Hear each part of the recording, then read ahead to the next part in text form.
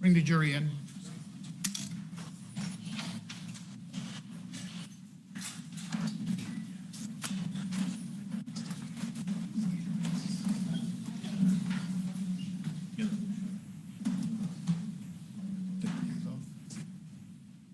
The camera frozen.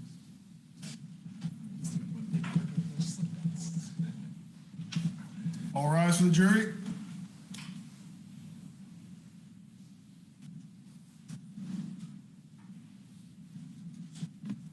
I think this goes to your IT guy. That's his notes.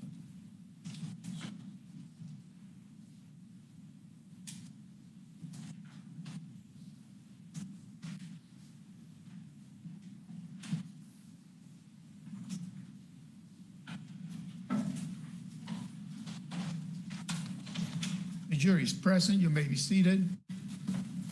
Good morning, ladies and gentlemen. I begin every day by asking you the same questions. Did you become aware of any of the facts about this case outside of the courtroom, or you become aware of any information relating to the case while you were away from the courtroom?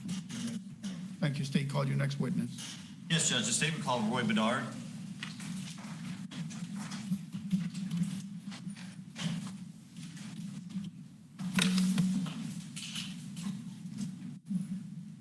This way, sir.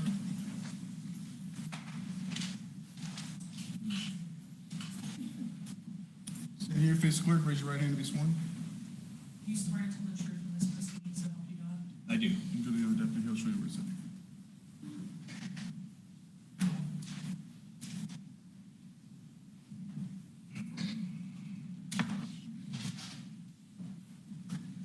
Speak loud and clear into the microphone so everyone can hear what you have to say. Yes. Counsel, feel free to move about. All right, you may proceed.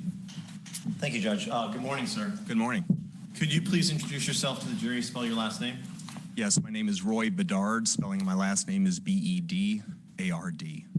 What do you do for work, sir? I am a police trainer. Can you tell the jury about your educational background, sir? Sure. I have a bachelor's degree in criminology and criminal justice from Florida State University, a master's degree and a PhD in educational psychology, also from Florida State. When you were taking your master's and PhD educational programs, did you do any specialized, educational experience in movement, action, that sort of thing? Yes, so my major is in sport psychology. It's sport exercise and performance. I focus mostly on the performance side because for most of my life I've worked with law enforcement officers, military soldiers, so I didn't spend a lot of time discussing volleyball and baseball like my cohort did, but rather law enforcement officers and the way that they behave mostly under pressure. Can you tell us about your experience, if you were a law enforcement officer and for how long and for where? Sure. I started in law enforcement. I went to the academy in 1986. I had my first job with the Florida State University Police Department in 1987. I stayed there until 1990 and then transitioned to the Tallahassee Police Department without missing a day, and stayed full-time with the Tallahassee Police Department until 1996. At that time, I left full-time service and went to the reserve status, and in Tallahassee, the reserve program is a paid position. It's a fully authorized law enforcement officer, so I continued to do that until about 2015 when I retired. I left because I started my own police training company and started to train internationally. Let's talk about your experience. Can you do me a favor? You see the microphone there? Yes. Can you pick it up and put your book underneath it? Yes, sir. I think that's the microphone that's making noise. Yeah, thank you. You may proceed. Yes, sir. If you can, sir, can you tell us about your experience with teaching? We'll talk about nationally first and then we'll go internationally. So I've taught around the world, as I said. I've trained in over 5 continents. I made a living doing that. That's what I did most of the time. For about 25 years, I was traveling around the United States and outside the United States. I think my most extreme year was about 300 days, 1 year outside of the U.S., training internationally. What would you do when you trained internationally? So I focus on use of force in defensive tactics. This goes to an earlier background that I had even as a child participating in the martial arts. So I've always been involved in teaching law enforcement officers tactics. So my niche area was to teach law enforcement officers, corrections officers, military soldiers, how to tactically deal with situations in the environment that was unique to them. Were you also a professor at the Pat Thomas Law Enforcement Academy in Tallahassee? I still am.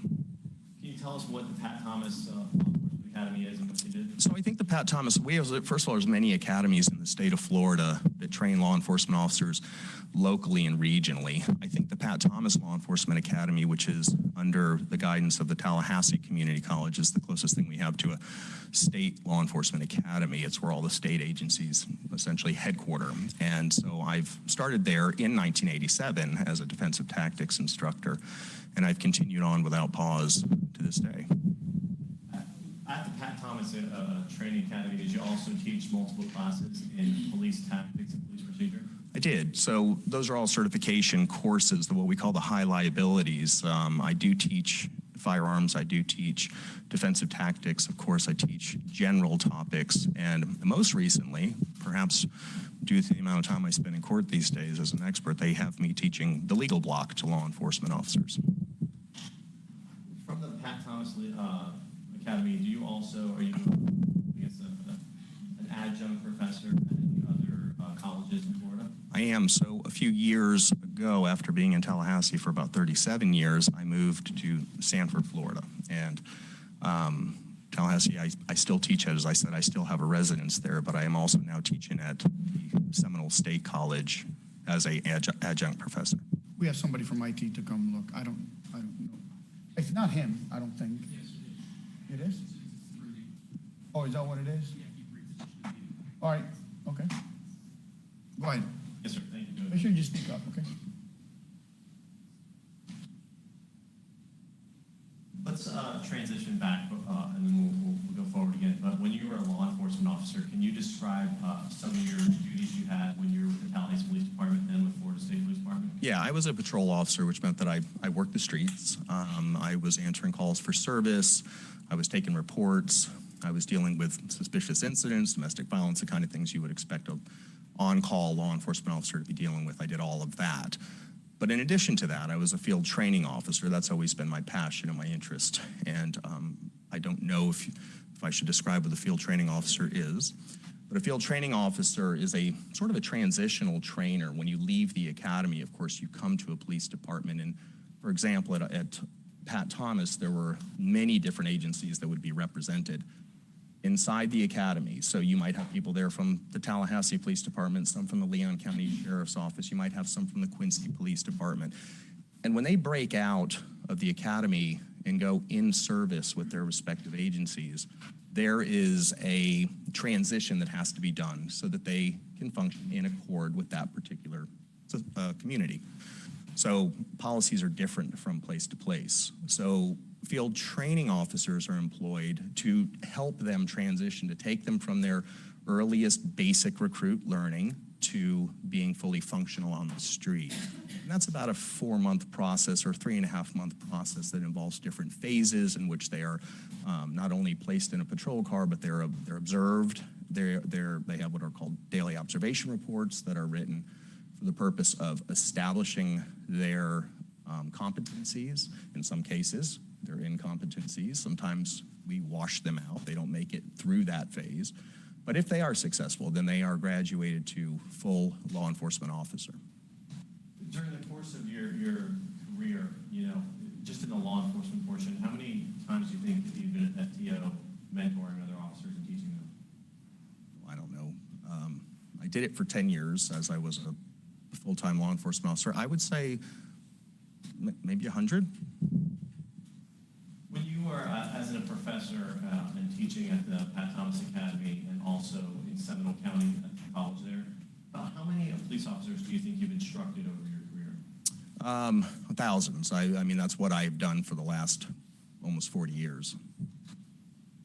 Have you been called on by FDLE to participate in, designing the curriculum for law enforcement? I have. FDLE is the Florida Department of Law Enforcement. That's officially our our state agency.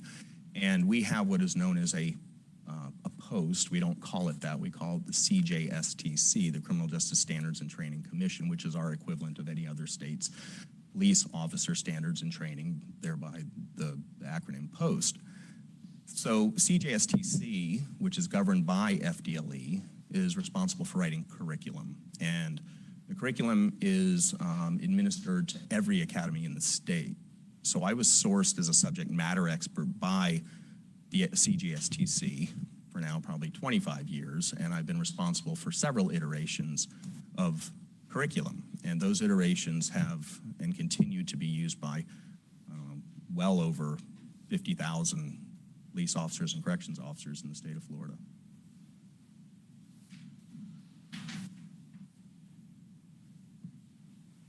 And just backtracking to when you were a law enforcement officer, besides being a field training officer, have you responded, how many calls do you think you responded to as a police officer when you're on the road? It's hard to say. I mean, every day is different, of course, but I mean, if you take 10 years and, I don't know, look at the number of calls 4 days a week, again, it would have to be thousands.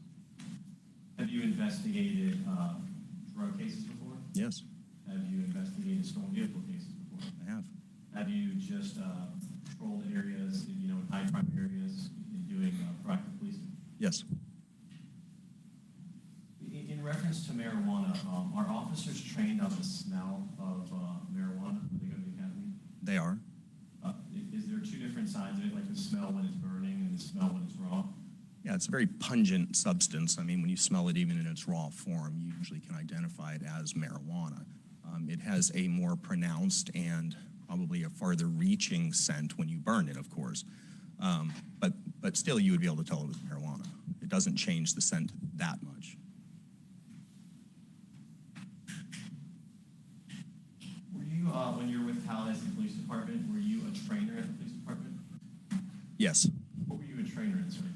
I was a trainer in use of force and defensive tactics, mostly, and as I said, a field training officer. So I spent a lot of time doing what we'll call general patrol procedures for newbies out of the academy. Okay. And then can you tell us the name of your company that you transitioned to, I believe, in 97 or 98? 96. My corporation started as Rapid Rotation Baton Incorporated. It was the name of my flagship brand. It was a police baton with a holster. Later, I expanded to developing and patenting other law enforcement equipment and doing consulting work. And so I created a DBA called RRB Systems International, which is the corporation that I put out front now when I do the kind of work that I do. Part of being part of the, I guess it's RRB Systems, are you called upon to testify in court? I am? Have you been hired by defense attorneys and state attorneys in the past? Yes. Are you also hired in civil cases? Yes. When you're hired in a criminal context, what do you think the percentage of defense attorneys are who hire you to the percentage of state attorneys? I would think it's probably in the neighborhood of around 80-20. Most defense attorneys hire me. I get hired a lot for stand your ground cases where subjects may be, for example, accused of aggravated battery or murder, and trying to bifurcate the rules of law versus the incident itself. I offer testimony in the area of stress performance and things like that. Have you testified in court before in reference to the use of force?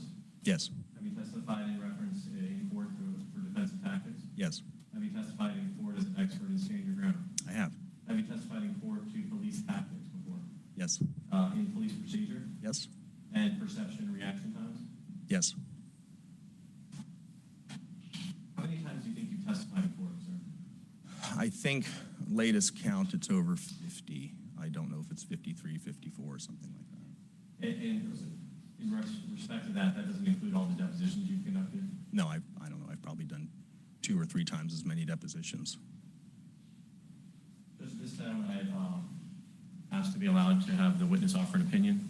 Yes, the witness will be entitled to express an opinion.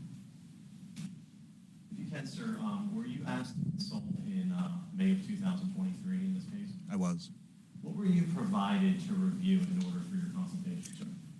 Well, I don't have a list of everything, but I was given what I'm typically given, which is sort of what I'll call the case file on a particular incident. That would involve police reports, depositions, photographs, videos, sort of satellite data. In this case, I think I had some emails that were sent to me.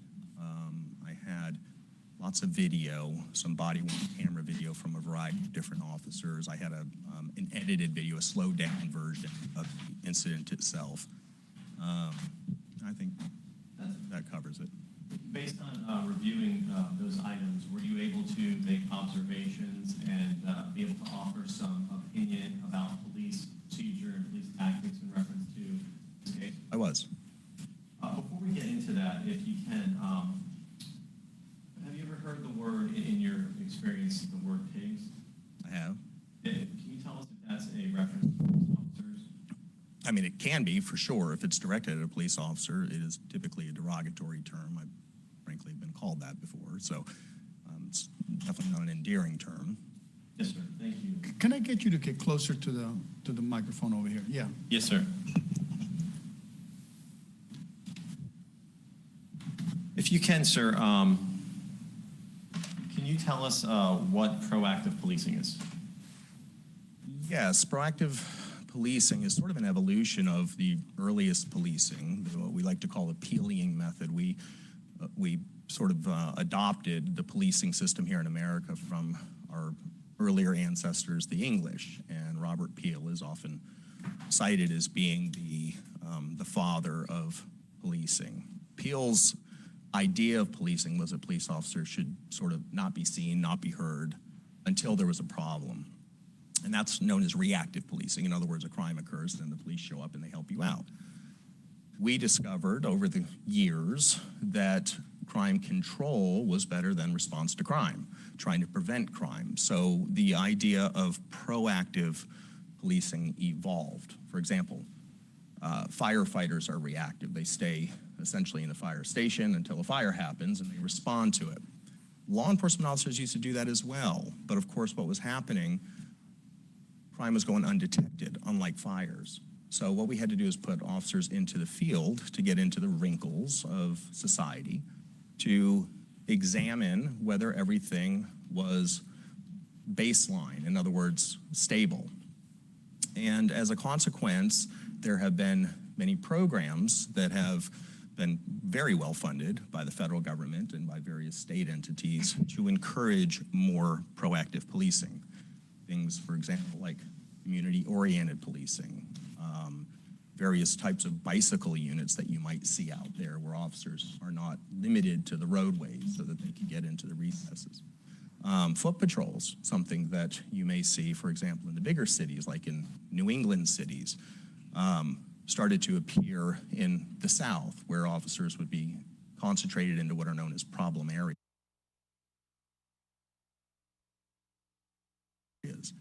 And these problem-oriented policing, for which there are grants for that as well, became proactive to try to not only discover crime, but to forge or perhaps reforge after the 1960s a relationship with the community, so that the first time you saw a police officer wasn't when there was a tragedy. It was you got to know them personally, and we formed a partnership with the community so that we could get valuable information that could help us fight crime through this collaboration of community members, law enforcement officers, people that had special interests in the community, and that type of thing.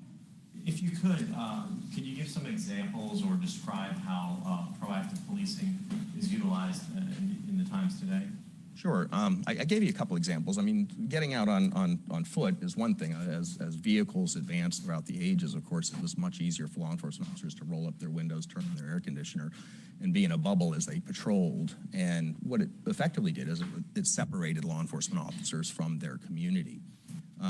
Proactive policing is certainly as a matter of policy and as a matter of academic study, encourages officers and their agencies to open their windows, to park their cars, to get out of their cars, to talk to people. And that's one form of it. Like I said, the bicycle units, you perhaps have seen police officers wearing shorts. That would have been considered very unprofessional 30, 40 years ago. But the advent of bicycle officers was to, once again, I think, humanize law enforcement, to put them into clothing that didn't look so authoritative, you know, with the polyester and the baubles that hang off of it, but to make them look more relaxed and to put them onto, well, onto vehicles that didn't have windows and didn't have air conditioning so that they could penetrate different areas of the community. And as I mentioned previously, these bicycle officers are oftentimes capable of getting into places where crime happens. Criminals tend to not commit crime in the open, where law enforcement vehicles would be noticed perhaps blocks away. They come in with lights, they come in with engines that you can hear, so they became very stealthy. But I think there was a sense of security that the community feels when they see officers out who they can talk to, they can ask questions to.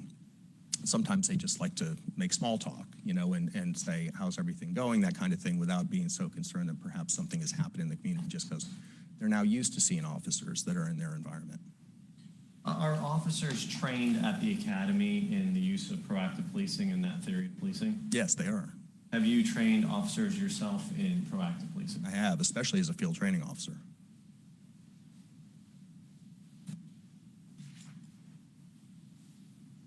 As a law enforcement officer during that training, are they trained in baselines for proactive policing?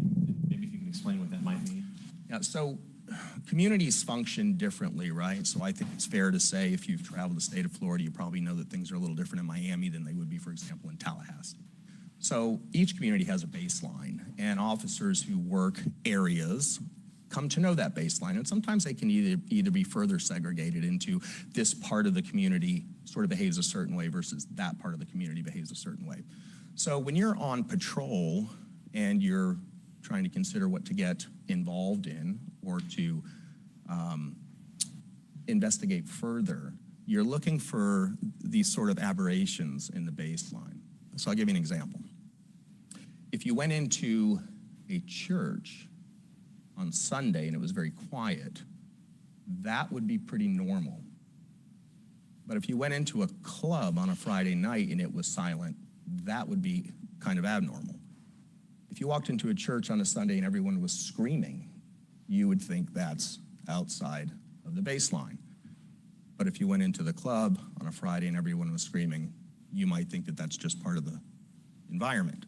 So law enforcement officers are trained to recognize baselines and to respond to changes in baselines, to be sensitive to aberrations, to look for things that are unusual. Sometimes they're easily explained, other times they might be criminal, but nonetheless to be curious. So law enforcement officers, I think the first, when they get hired probably from the selection process, the first quality that we're really interested in is, are they curious? Because that's what communities anticipate they will have in their law enforcement staff.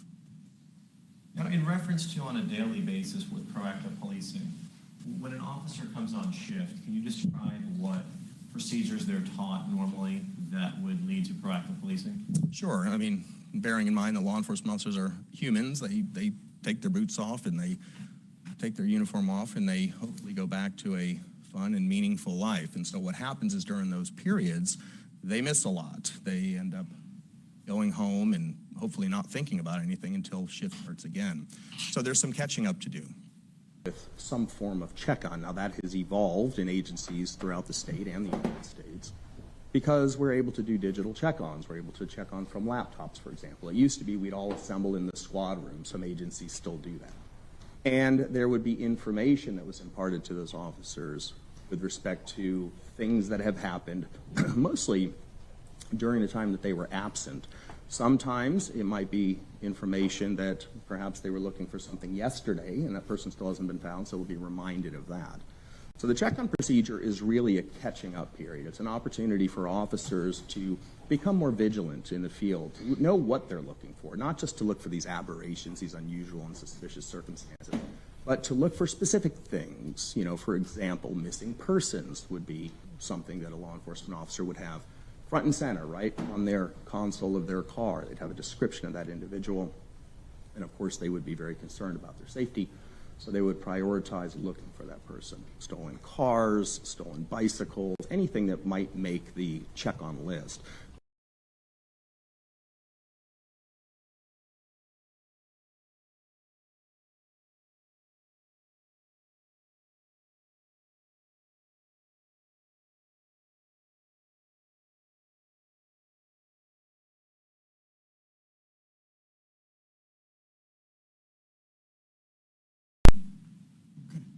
Sustained.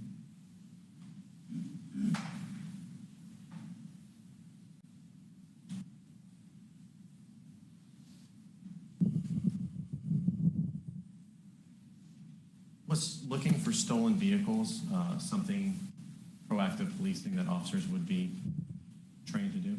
Yes, Overruled. absolutely. In reference to that, would basically any sort of crimes that occur, would they be, if they were notified, is that part of proactive policing to be looking into those? Yes. I mean, anything that's happened in the community, like I said, that they weren't privy to because they weren't working when it happened, it's just sort of due diligence to give the oncoming shift officers the information that the last shift had as they take their boots and uniforms off and go back to their lives.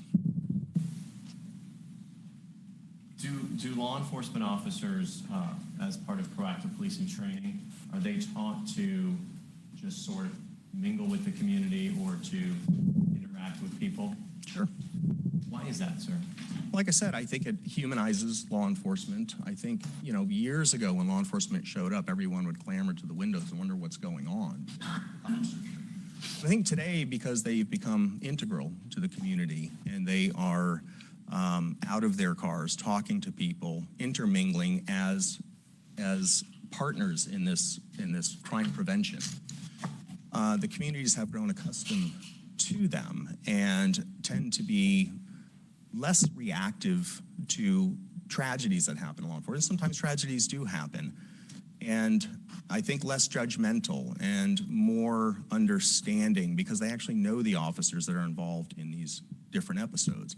So I think it's important as an investment in the community to create policies and to encourage programs that keep officers interacting with the community all the time, not just when crime occurs, but throughout the day and throughout the night. When an officer, is proactive and interacts with a community member, can that sometimes transition into them doing an investigation when they see unlawful activity? Sure. So, I mean, not every interaction is without suspicion. There are some times when officers will get a hunch, for example, that something is wrong. Maybe nothing is terribly overt, but, we develop sort of these interesting senses that I think can't be explained in science, but law enforcement officers notice things about people. They notice, furtive movements. They notice perhaps expressions. They might notice how one person seems to drift away from the group or other people don't assemble around. Little things that I think people who aren't trained and don't work this kind of job don't typically notice. But law enforcement officers notice it. And so they speak with people to clear things up sometimes. If they have a hunch, if they think something may perhaps be wrong, they'll engage them in conversation. They'll watch not only what they say, but how they behave, how they act. They try to develop an understanding of what's really going on. And so I think that these interactions with the community can be very innocent, if you will, meaning that they're nothing more than to develop rapport. And other times they are investigative, to attempt to figure out if there may be a crime afoot. Why is it important for law enforcement officers to look for behaviors and actions? Because this is about crime control. It's about criminals not being overt. They don't walk around with a sign saying criminals. So you have to identify these individuals from amongst a much larger population. And you do that through behavioral cues. You do this through conversation. You do it through observation. Most of the sense that we use when we deal with people is going to be a visual sense, things that we see. And so we tend to attend to things that are speaking to the law enforcement officer as, once again, a violation of the baseline. And even if it's a small violation, it doesn't have to be a gross violation, but even a small violation, that will capture an officer's attention and draw them to you. In reference to behavior officers are looking for, can you tell the jury, when an officer is talking to an individual, is that person's response or lack of response something an officer should be looking for, and why? It is. I mean, most of communication is interpretation, right? It's not what you say, but necessarily how you say it. Or there may be some indication of nervousness. There may be some indication of deception in the way that somebody says something, even though the answer that they've given you is a perfectly fine answer. So law enforcement officers are trying to interpret real meaning of things. And so subsequently, I think a large part of the communication is not the question itself. It is actually the behavior of the individual, the cues, if you will, that trigger an officer to think something isn't right here. So hypothetically, if an officer engages an individual and they're not responding to the questions or, being evasive, is that something law enforcement officers are trained to take into account when they're in that interaction? It is. It would inform an officer that perhaps something isn't what it appears to be. Can you tell us what the duties of a law enforcement officer are? Well, they're vast, and they've expanded. I mean, the original duty of a law enforcement officer is in the title. It was to enforce laws. But I probably don't need to remind anybody in this room that we just went through a couple years of re-examining the role of law enforcement officers, and even to the point where we have talked about bringing other people to the police function, like, for example, social workers. Those are skills that law enforcement officers are expected to have. Sometimes they're enforcing laws, other times they're counseling, sometimes they're providing emergency services, sometimes they're providing first responder medical services. They wear a lot of different hats. So the duties of a law enforcement are very vast, but I think generally public safety is primary when it comes to a general overarching theme of policing. It's public safety. And officers are inclined to do a lot of things that may not even be spelled out in policy in an attempt to keep the community safe. Can you give us some specifics, like on a normal shift, what an officer duties would be? Focus mainly on the law enforcement portion. So I think I covered a lot of that. I mean, law enforcement is trying to identify people who are breaking the law. And of course, law enforcement officers are not lawyers. They're not legal technicians. They are working off of their understanding of the statute as it came to them in the academy and in service training and through their FTO programs and things like that. And so their identification of somebody that appears to be doing something that is inconsistent with what the statute requires would draw their attention and cause greater interest. Would being on patrol in a police car or driving in a neighborhood be part of the duty of a police officer? Oh, absolutely. Would getting out of your vehicle and making contact with citizens be part of the duty of a police officer? Oh, for sure. Would investigating or following hunches of something that they think could be criminal or could be related to criminal activity, is that part of being a police officer? Very much so.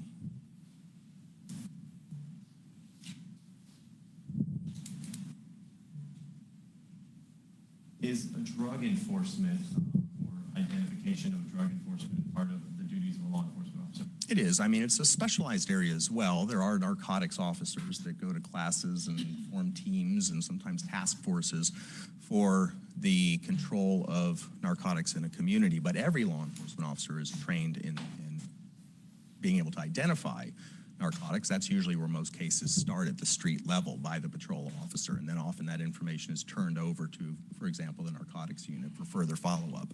So patrol officers are keen observers of the drug culture and what constitutes use, sale, distribution, things like that as they go about their patrol procedures. May I approach the witness, Judge? You may. I'm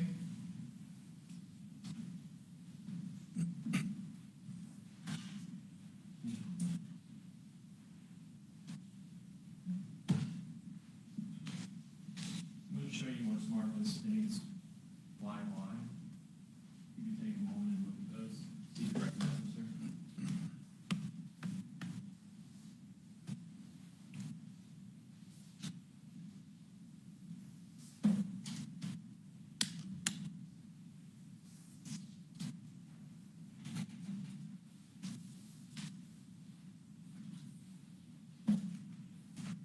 I do. And what are those, sir? These are still shots from the video that was sent to me on the encounter between Officer Rayner and the defendant. Are they fair and accurate depictions of what is on the video? Just still shots? Yes. Anything seem to be changed or altered? No. Especially this time the state movement states why? Any objection? Without objection, admitted as evidence.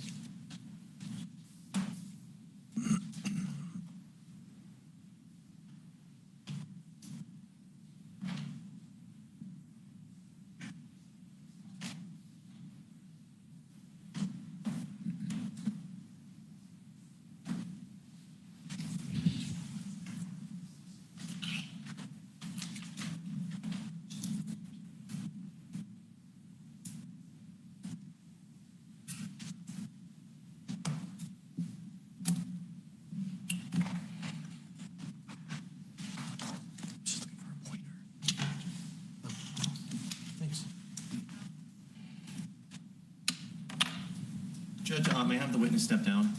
You may. Be sure to keep your voice up Okay. when you're down there, okay? And Judge, I'm going to publish States 12, which is Officer Rayner's video with this witness. It's already in This evidence. side, Yes. as close as you can to the ending there. Okay. Yeah, where you can still see.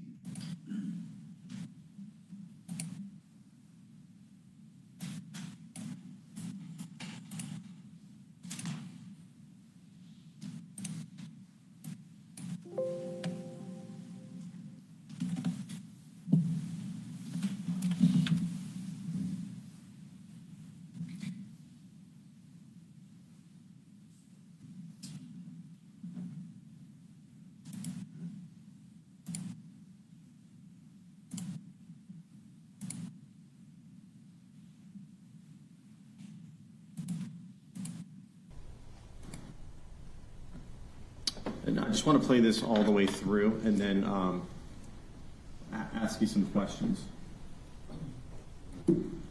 How's it going? Do you live here? What's going on? Do you live here? What's going on? Sit down. Sit. Sir. Can you sit down? I'll talk to you. Stop. Okay, come on now. Sit. Come on now.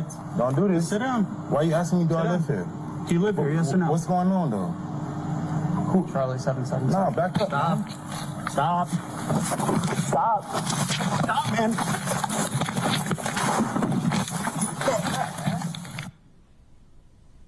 And if we just pause it there. So first off, I want to start out with, have you had an opportunity to review this video multiple times? I have. Based on your observations, is there anything missing from this video? No. Can you explain why based on your opinion, your expert opinion, why you believe this is the initial starting point of the interaction?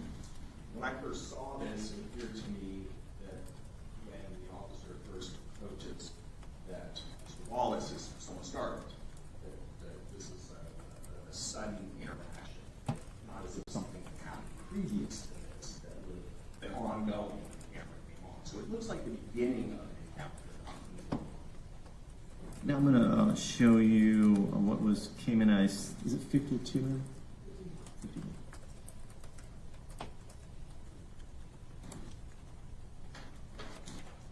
Let me interject.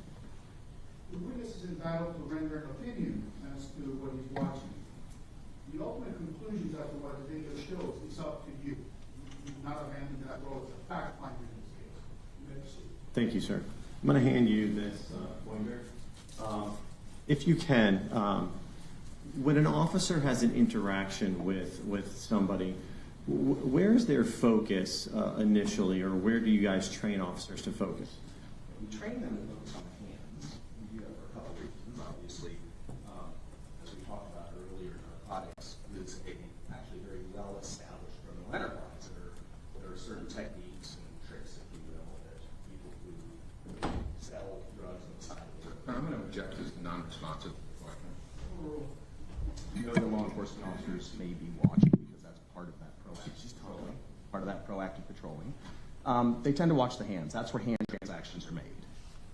But probably more important than that, which is something that is, for lack of a better word, pounded into officers from the time that they're in the academy, through their in-service training, well into the FTO program, is it's the hands that kill you.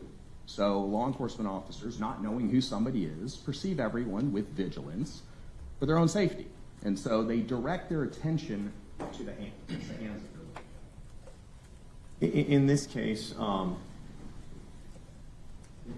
Officer Rayner's flashlight illuminating the hands? It is. That is exactly what I would expect an officer to be looking at. And I think from a social perspective, most of us look at the face. When we approach people, we try to gather data from the face. Law enforcement officers, again, look at the hands, and this is where we can see the lights being focused. Now, in observation of States 51A, initially when you look at this, do you see an item in the hand? Not what the item is, but do you see any item in the hand, sir? Yeah, I don't know what it is, but I definitely see an item there that is more than just the hand. And if we go to 51B, just a little bit better shot of it, can you see that item in the hand still? Yes. And then if we look at 51C, if right hand point right there, is that still in the hand? It is. In 51D, are you able to see it's still in the hand there? Yes. And if we can start with 51B, based on your observation, where is Mr. Wallace's phone initially? Initially, I think when I see him, it's on his lap, and then it goes into his right hand. And here in 51B, I'm sorry, 51A, is it in his left hand at this point when you're making the observation? No, it's on his right. And if we can look at 51D, does it appear that the phone is transitioning to the left hand? It is. There's a conscious attempt on the left hand to receive the phone.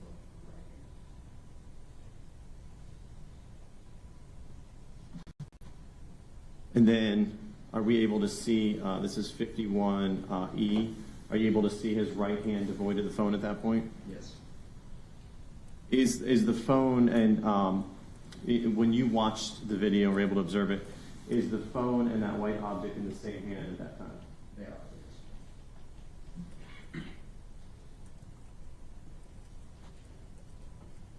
Now, let's talk about, if we can go back to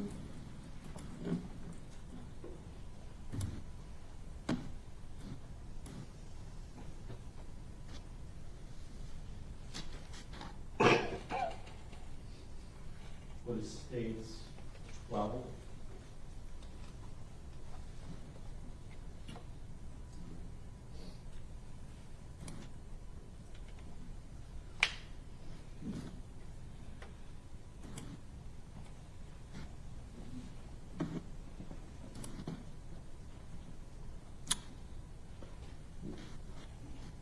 When Officer Rayner, can you just talk about the procedure, about how his approach is, and if he was investigating or if any officer was investigating a stolen vehicle, how would they go about identifying that specific vehicle?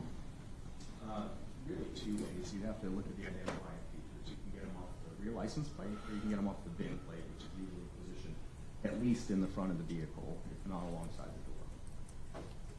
Looking at the way that this vehicle is backed in, would it be safe or tactically appropriate for an officer to go to the back of that vehicle to look at the license plate? Immediately? Yes, sir. Why not? And explain what the proper procedure would be. Well, any officer that saw somebody sitting in a car that perhaps was a stolen vehicle would recognize that the real threat is not the vehicle. The threat is the stolen object. The threat is the driver. So officers would learn, they would be trained to control and stabilize the driver first before conducting any further investigation. Not to mention, this is still a fact-finding investigation. You want to get a read of who the driver is. Is this likely a stolen vehicle? Are they acting nervous? Does it seem as if I should be more concerned with this than just a encounter where that could be easily dismissed with a proper explanation?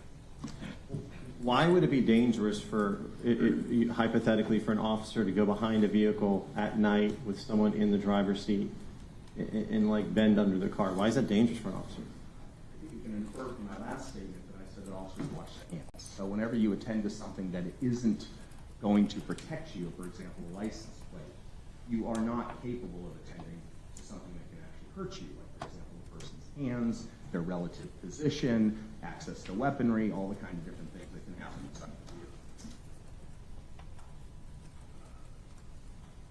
The way you've seen it, let me play it and then we'll talk through it. How's it going? Do you live here? The way that Officer Rayner is approaching Mr. Wallace, is that consistent with the way officers are trained in these kind of situations? It is. And why? So I think with invigilation, where you have a community that wants some monitoring, it's this sort of balancing act between infringing on someone's right to be left alone and officers trying to figure out what's going on in the community.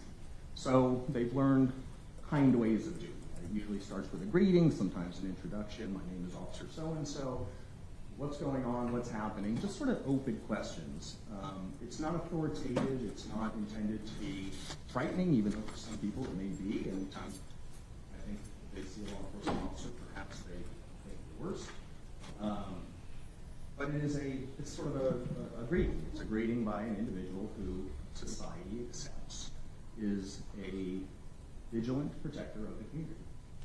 Now, if we watch Officer Rayner's, just take it. Do you live here? What's going on? Where Officer Rayner positions himself, can you explain tactically why he would position himself there and what the benefit is and why you're doing that? Yeah, so I can't get in his head. I don't know what he's thinking, but I would say if I were writing a textbook on this case, I would talk about three major concerns that an officer would be interested in. One of them would be their safety, first and foremost. The second thing would be escape. If this is an individual that's committed a crime, right behind him, you can see on the photo, there's a fence there, and it's a crush fence. It has barbed wire that's been pushed down by multiple trespassers. It's easy to get over. It's easy to get back over. So escape's important. And then thirdly, is going to be the investigation itself. That's probably the least important thing. But to make sure that you can contain or stabilize the individual, you would position yourself in the best way possible to be able to quickly put hands on in the event that you were in a sudden fight, or to be able to put hands on if they were to escape. If you could determine that they were stabilized, if they didn't seem to be a threat, you could take your chances, and you could perhaps start your investigation. Would an officer's approach maybe be different at night as during the daytime, depending on the lighting? I think so. I think, as I said to you previously, that most of the information we gather is through our eyes, and we're all disadvantaged at night. Of course, that's why we give officers flashlights, because it allows us to see better, even though it is still a beam, typically. So we're still unable to see many things around that beam. That creates a little bit of anxiety for law enforcement officers to see things in their environment that they're not seeing that in the day perhaps they would. Now we noticed that Officer Rayner initially, when he gets out of his vehicle, he doesn't call dispatch and say, "I'm out of my vehicle." Can you describe if that's consistent with law enforcement procedure and why? It is. As I said to you previously, law enforcement officers are engaged in a lot of citizen contacts. Most of them go nowhere, I might add. You don't want to be the officer that cries wolf every time you get out of your car. You notify, hey, I need backup, I need help, here's what I'm doing. So a great part of law enforcement is this communicative feature of talking to people and trying to determine if something is wrong. And if there is something wrong, then you advance into all police procedures, which is the idea that you would call for backup, the idea that perhaps you would change your position, maybe you go back to your car and run some things like that. But the initial step is really just trying to find out who this person is, what they're doing there, and whether or not they are a threat to the community. Now an encounter like this with a citizen, can it transform into a situation where an officer then feels like they have to radio for dispatch? Sure. Is that common for it to take a little bit of time for an officer to gather that information? Yeah, it's not as common as I said, the majority of people we talk to, nothing happens. But when it happens fast. And so law enforcement officers have to be vigilant to that fact too. And I think we see later on in the video, do you observe Officer Rayner queuing up his radio? I do. Would that be consistent with the training of law enforcement officers? Yes. Let me just play this for a moment. Now we see Officer Rayner putting his right hand out to Mr. Wallace's shoulder. I guess it's his left shoulder. Can you explain what Officer Rayner, what that is and why he'd be doing that? Sure. So we teach something called reactionary gap in use of force and defensive tactics. And the reactionary gap is in part based on your environment. There's only so much space that you might have. For example, over here there's a car. You can't really back up. But we try to keep a reactionary gap because of what's known as a reactionary time principle. Things happen before they even register on your mind in about 0.25 seconds. The idea, for example, if you're driving down the street and the car in front of you hits their brakes, it'll be about 0.25 seconds before that registers and you hit your brakes to stop. That's an important thing to know. That's why you keep car lengths between the car in front of you and yourself, so that it gives you reactionary time. So this is similar to that. When you have an individual who could strike you, for example, and we're not talking about a shooting or even a stabbing, but just a knockout punch where the hand can reach you. Officers are trained to put a hand out to create that reactionary gap where they can't step back, and in this case, he's not able to step back. So it seems to me, again, not knowing what's going on in his head, not pretending to know that this is consistent with the tactic of establishing distance so that the eyes can perceive what's going on. In the close quarters, of course, you lose most of your visual acuity. So just to clarify, Officer Rayner is just, once Mr. Wallace is approaching him, he's trying to create distance so that he can react? I think he's trying to maximize distance. There's two ways of doing that. One is for you to step back, and two is to push the other person back. So it looks to me he's almost doing both of those things when he puts his hand on him. Oftentimes we teach officers to put a hand up and say, get back, without actually touching. But if you're in that close quarters, there's a very good chance you're going to make contact. You may have to create distance by pushing.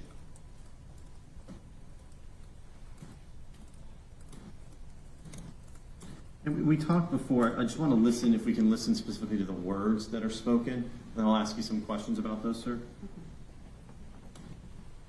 What's going on? Do you live here? Why you asking what's going on? Let me just back it up a little more, sorry. How's it going? Do you live here? What's going on? Do you live here? Why you asking what's going on? Sit down. Sit. Sir. Can you sit down? I'll talk to you. Stop. Okay, come on now. Sit. Come on now. Don't do this. Sit down. Why you asking me do I Sit live down. here? Do you live here? Yes or no? What's going on though? Is Mr. Wallace being compliant and answering the questions of Officer Rayner? Objection. Based problems with the ground. I can ask it a different way, Judge. Yes, stand. Based on your observations as an expert, what are law enforcement officers trained in when people don't answer the questions? What does it cause them concern, and what is the problem there? So you can see that this evolves from questions to commands. It starts with, what are you doing? Do you live here? To sit down. So there's an evolution here in control of the officer, or by control of the officer. Officers are generally trained that if somebody's not compliant, certainly with commands, that it's oftentimes a distraction. The distraction, frankly, is quite psychological. It has to do with the fact that we're not able to focus on two things at one time. So somebody asks you a question, you're not able to think about other things because you're thinking about the answer to the question. And I think we all understand this intuitively. You don't have to be taught this. I was taught this in my programs. But we kind of know that if you continue talking when someone's trying to do something, they're quite distracted from it. Perhaps people can relate to the fact that they try to do homework, or they try to work from the office, and somebody's making noise in the living room, that they have to go somewhere else or tell them to shut up. And so this distractive feature is commonly used by folks in the community who are trying to prevent officers from making contemplated decisions about what to do next.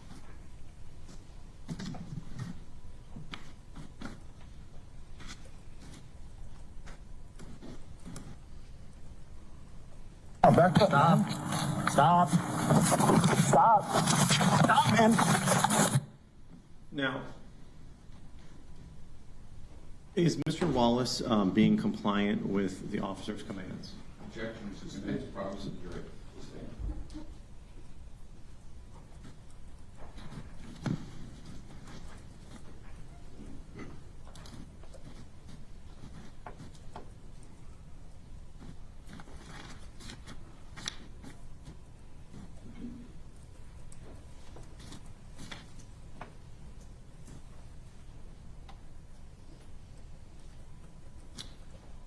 Are officers trained in a situation like this to ask someone to get back in the vehicle? Yes. Why would an officer in this situation want the person that they're talking to sit back in the vehicle? It goes to the first 2 points I made. The primary point is not to get hurt. So the second thing, it's not to lose them because they fled. When you're in a vehicle, you're contained and you're somewhat stabilized. Now there may be weapons in the vehicle, but at least you can see them. At least you're aware of it. So you have the reactionary timing to your favor because you're placing them in an area you're going to be watching their hands. But what you've eliminated is mobility. The ability to quickly run, to fight, to do the kind of things that the officers are also afraid of. So when you can contain them inside of a vehicle for a question, it gives the officer a little bit of a relief in anxiety so that they can move on to the next part of the investigation, which is the investigation itself.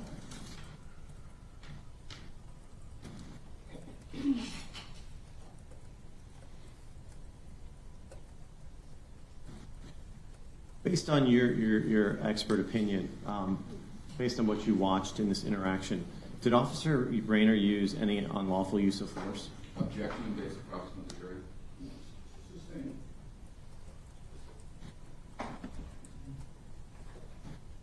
Did Officer Rayner follow proper police procedure from what you observed in the interaction? Objection not to predicate based across from the jury. I'll sustain the objection. You can ask hypothetical.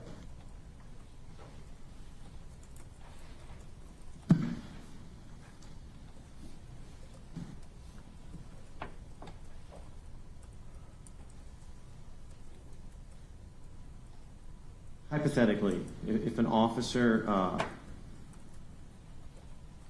stops a vehicle and makes contact with that individual before, being able to investigate or follow up on what they're doing, would it be appropriate for the law enforcement officer to ask that person to sit down in the vehicle?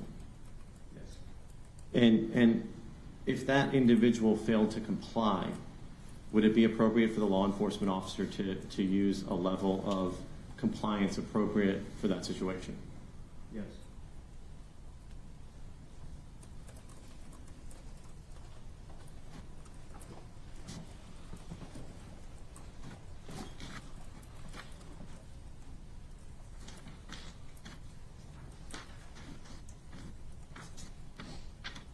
You have just a moment, Judge? Yes, sir.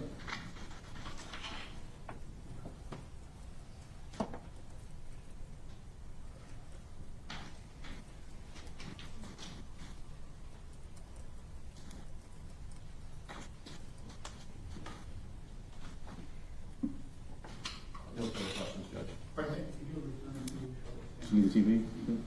Yes, please. This is the video. It's right up here. Thank you, sir. You need the witness down here? There you go. Not there. Or it might be more effective that way. I'm sorry? Could you please stay down?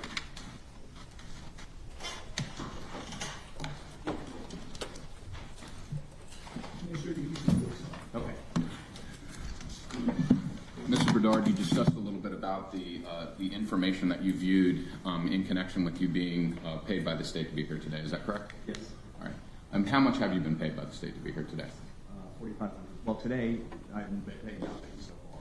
Okay. But I've been paid $4,500 for the case. And is that a running bill? Could it be more after today, depending on how long it takes? That's going to be inclusive. Understood. And you talked a little bit about receiving numerous materials to review in connection with your testimony. Do you recall that testimony? I do. And among the materials that you reviewed, you would have to agree that there was no 911 call that a member of the community placed alleging Othal Wallace was engaged in any criminal activity. That's true. You would also agree with me that you received no information, any report that a member of the community flagged down Officer Rayner and accused Mr. Wallace of committing a crime. That's correct. There's no information to suggest that Mr. Rayner was dispatched to 133 Kingston as a result of any complaint. That's true. We're watching, I think this is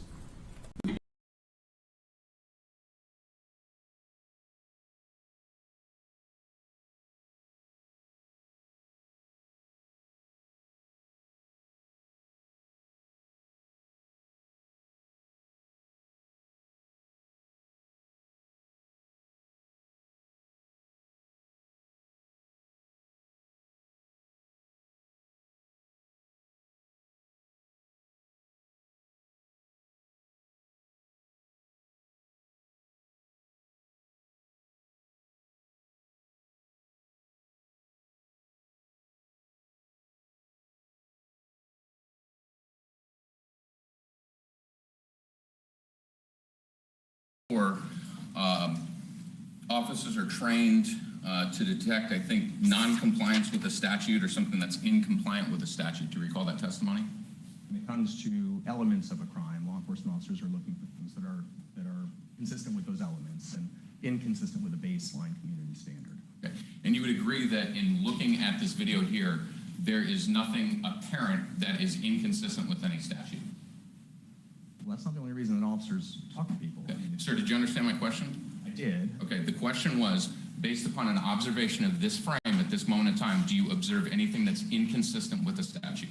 Observe something that could be inconsistent with the statute. So the answer is no, you do not see anything inconsistent with the statute. I don't think at this point we can see anything except somebody sitting in a car in the dark. Okay.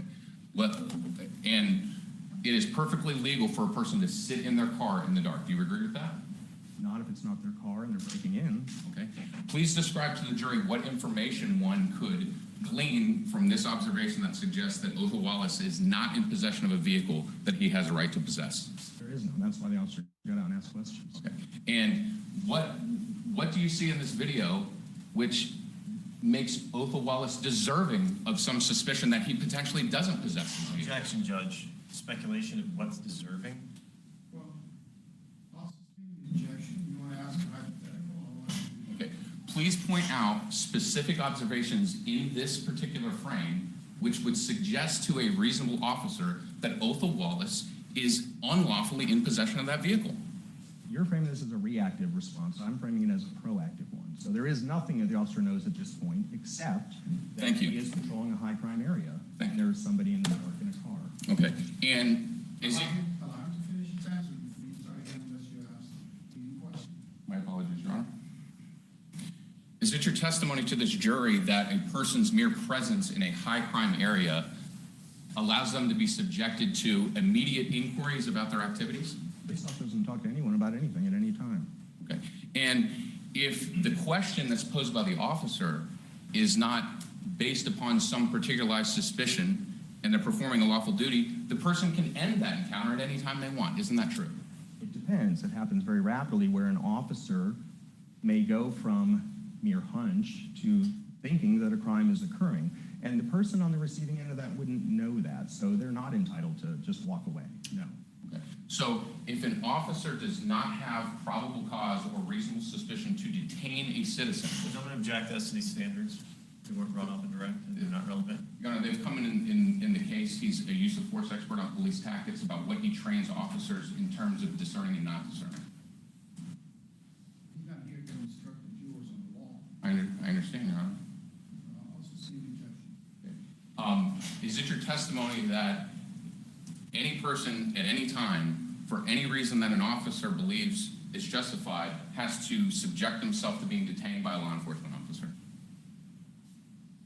Yes. If a law enforcement officer believes that a crime has been committed, the other person may not be aware of that. And as part of the social contract, though it may be an inconvenience for someone, they have to stay there with the officer until they are properly dismissed. Their recourse is in court, not on the street. So your testimony is that upon an officer's just belief that a person is committing a crime, that an individual, a citizen, has to subject themselves to detention and inquiries? Yes. Your Honor, may we approach? Actually, let me get the yours in 15 minutes break. Not to talk about the case. All rise to the jury.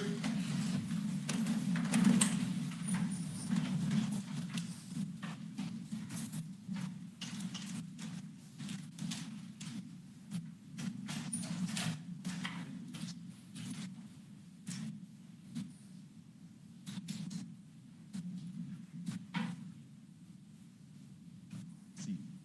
Yeah, if you don't mind. Well, actually, you can stand right there. I think we'll do no breaking. Jury's out, Your Honor. Okay, thank you. All right, your objection. Yes, Your Honor. Respectfully to what Mr. Bedard just testified to, I think he misstated the law. I think that I should either be entitled to some latitude or a curative instruction. What Mr. Bedard said was that only upon an officer's Person has to be subjected to a detention. That is not what the law allows, Your Honor. What the law says is that if an officer is not possessed with a reasonable, articulable suspicion or probable cause, then a citizen can terminate the encounter at any time. That's a consensual encounter. And what Mr. Bedard has just said is inconsistent with that. I'm not saying he was being nefarious or anything other than giving his well-founded belief on that, but that's not what the law says. This is germane to the case. He's been called in to testify under some cloud of expertise that he is all-knowing in terms of this encounter, and we believe that the jury should be able to have a full vetting of the appropriateness of this encounter. And what a better way for us to be able to either instruct them on the law, which is Popple 9151, about the encounters between police and citizens, that you can walk away. If there's no probable cause or reasonable suspicion, you can walk away. That is the law. If there's probable cause, you can't. And if you do so, then you're committing a crime and it's unlawful. It's an element of the offense, which is that that Officer Rayner was involved in a lawful execution of his duty. And in furtherance of our self-defense claim, we are allowed to undermine the good faith and lawfulness of his actions. And if he's overextending the parameters of a police-citizen encounter, we should be entitled to fully confront that and subject the witness to cross-examination. And furthermore, we believe that the jury should be instructed on the parameters of the law. Judge, Mr. Probisco asked the question. It was a totally loaded question for the answer.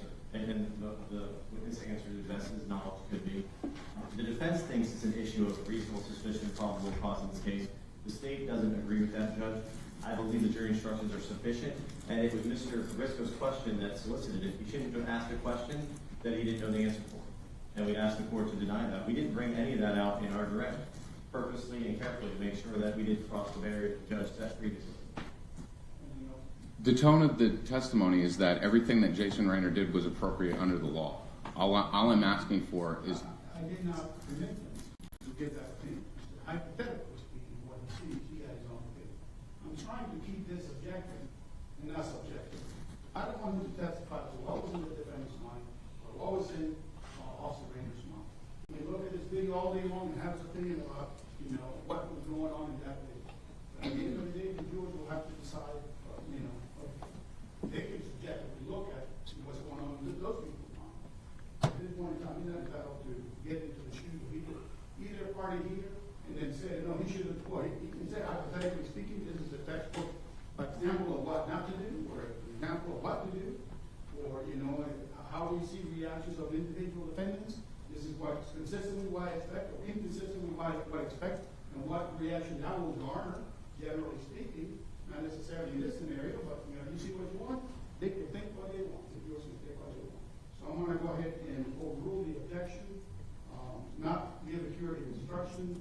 I don't think the jurors, I already said it once to them, but I'll tell them again, this witness here is not instructing them on the law. I get to do that. So that'll be my ruling at this time. May I ask for some clarification? Yes, of course. Here's what I'm struggling with is that I may ask the court a question in terms of I believe that Roy Bedard's answer to the question was inconsistent with the law on consensual encounters. I already told the jurors, you're not here to instruct them on the law. I understand that, Your Honor, but I feel as though we are being hamstrung in presenting this information which we believe is relevant to the jury, that a citizen does have the opportunity to walk away from an encounter.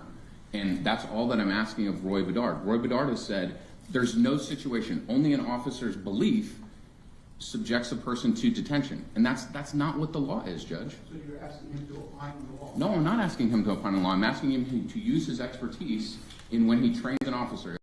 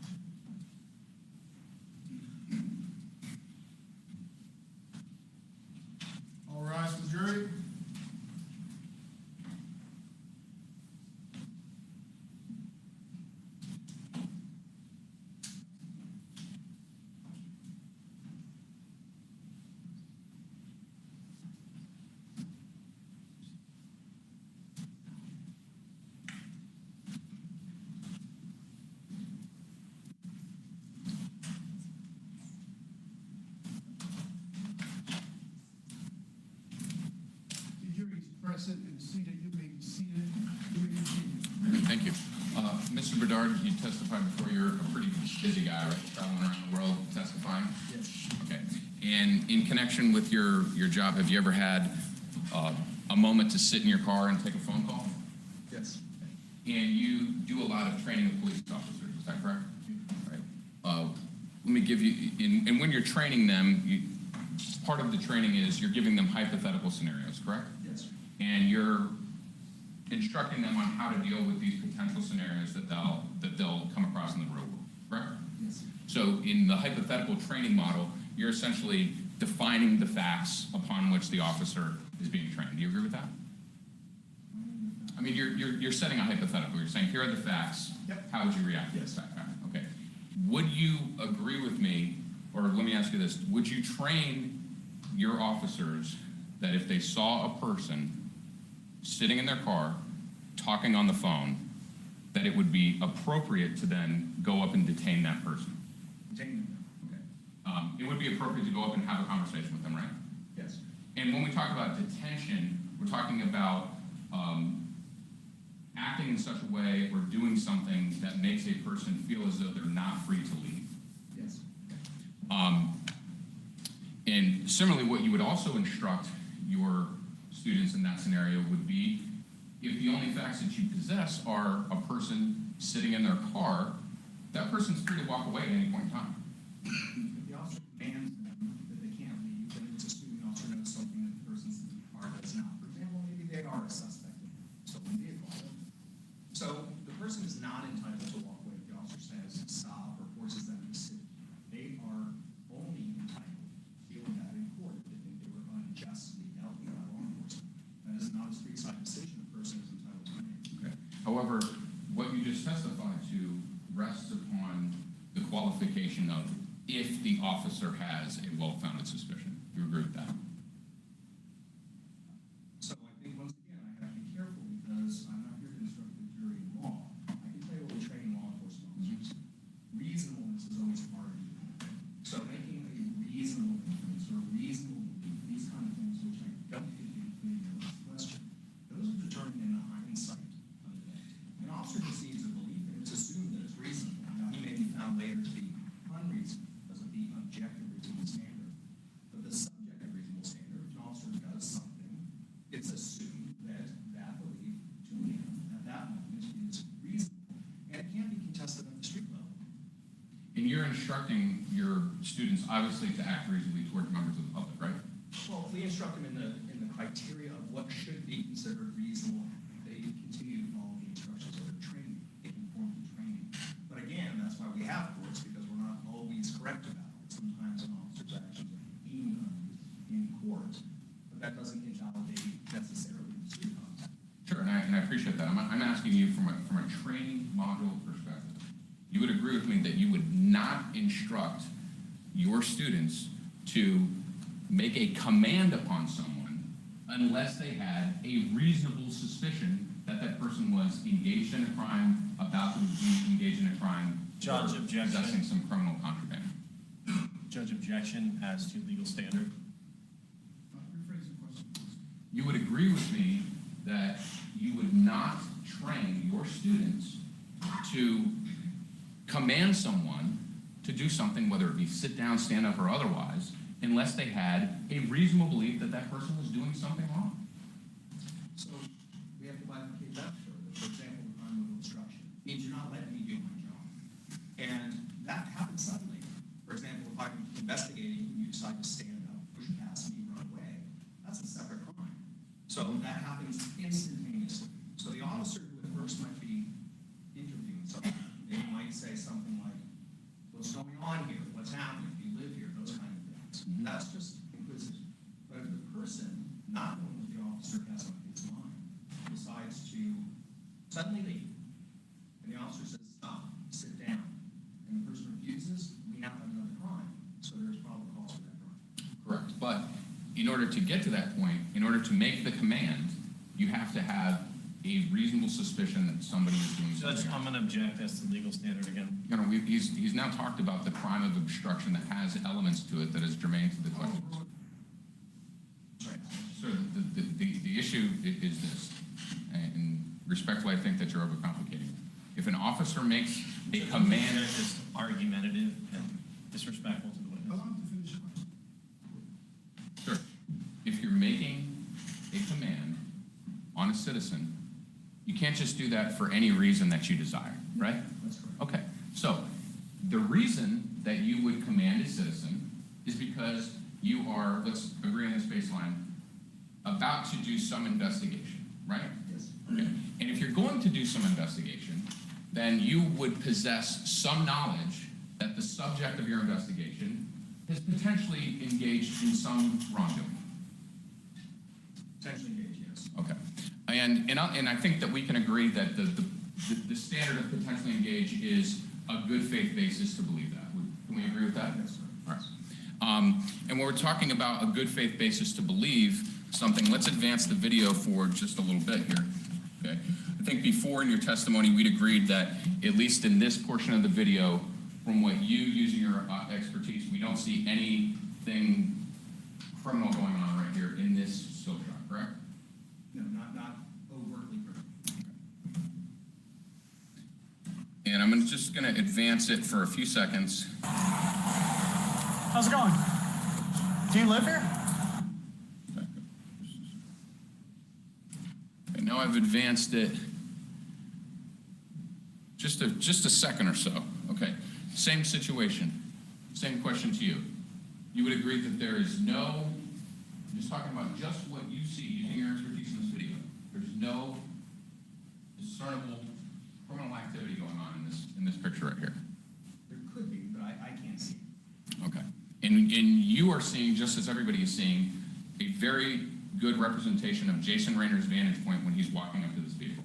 Well, I'm only seeing, I'm not smelling, I'm not hearing. I mean, there are things that Jason Rayner would have to his advantage that I couldn't get on a two-dimensional, impoverished video from his body worn camera. Sure, and I appreciate that response.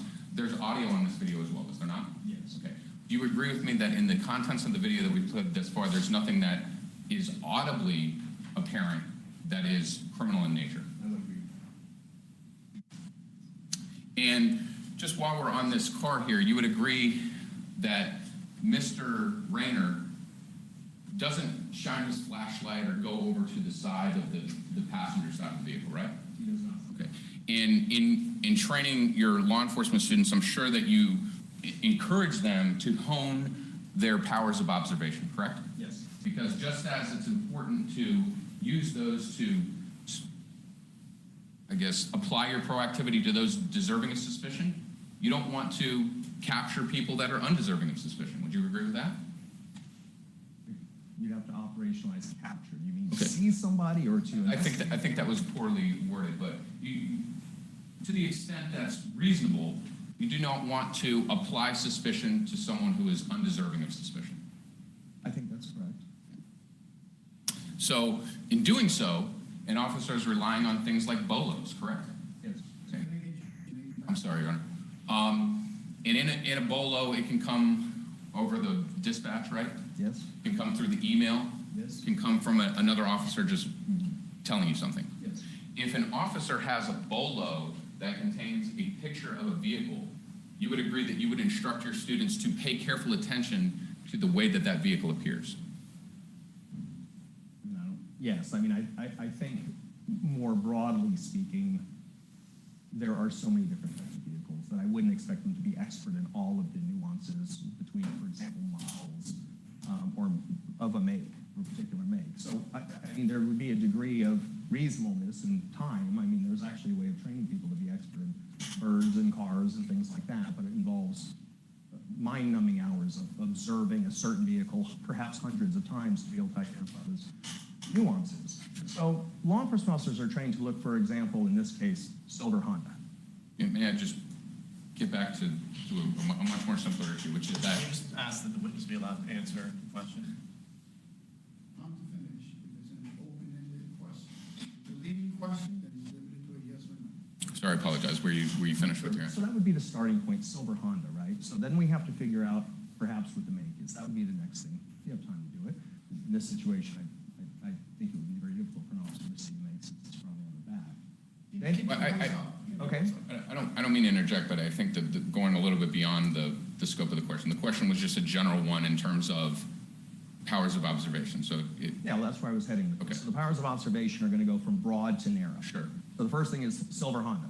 Then we're going to look for make. Then we're going to look Again, for... I don't mean to be rude. I'm not asking anything specific. I was just asking about a training model in general. Can we agree that you're training an officer to use their best reason, their best observations to distinguish between a vehicle identified in a bolo and a vehicle that they see on the street? Yes. Okay. And with respect to the evidence in this particular case, States it to the 5, correct? Yes. And when a reasonable officer, in looking at this vehicle, would be able to see. People with that in red, so they know what to see. Sure. This is States Exhibit 5, the bolo that we spent all day Monday talking about. Okay? And would you agree with me that there is a feature on the roof of the vehicle? Yes. Okay. Would you agree with me that upon a rear look at this vehicle, one can observe the taillights of the vehicle? Yes. Okay. And those taillights extend all the way from probably the midsection of the hatch all the way up to the top? Yes. Okay. Similarly, there are observable on both sides of the vehicle door handles, correct? Yes. Okay. You would agree with me that a vantage point as exists here would allow a person in the same position to see portions of the back lights? I don't know. I don't know what the officer would see. Again, because of the darkness and the angle that he's coming in. And what he's looking at, remember, he's attending to the driver. He hasn't quite gotten to the vehicle yet. And you would agree with me that what you're seeing in the video is inconsistent with the way that an officer would approach a high-risk vehicle?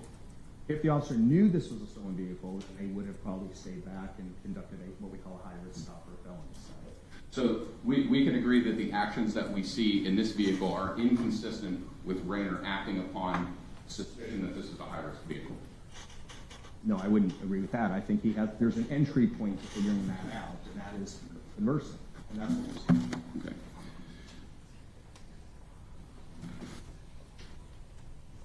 Would you agree that it appears to you that he's not sure if this is a stolen vehicle or not, because that's not how we train officers to deal with stolen vehicles and high-risk stops? Objection, Judge. Speculation as to what Officer Rayner's thinking. Okay.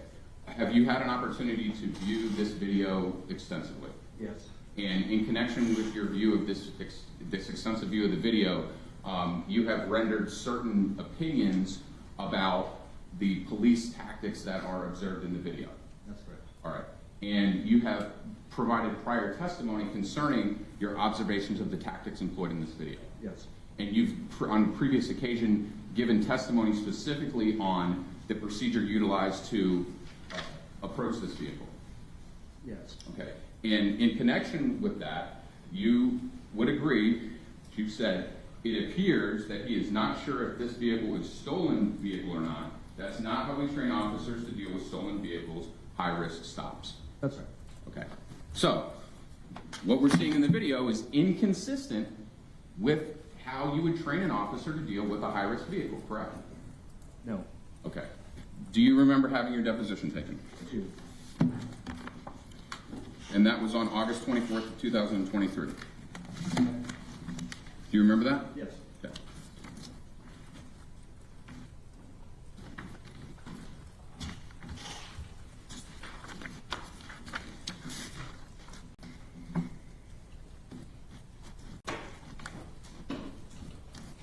Okay.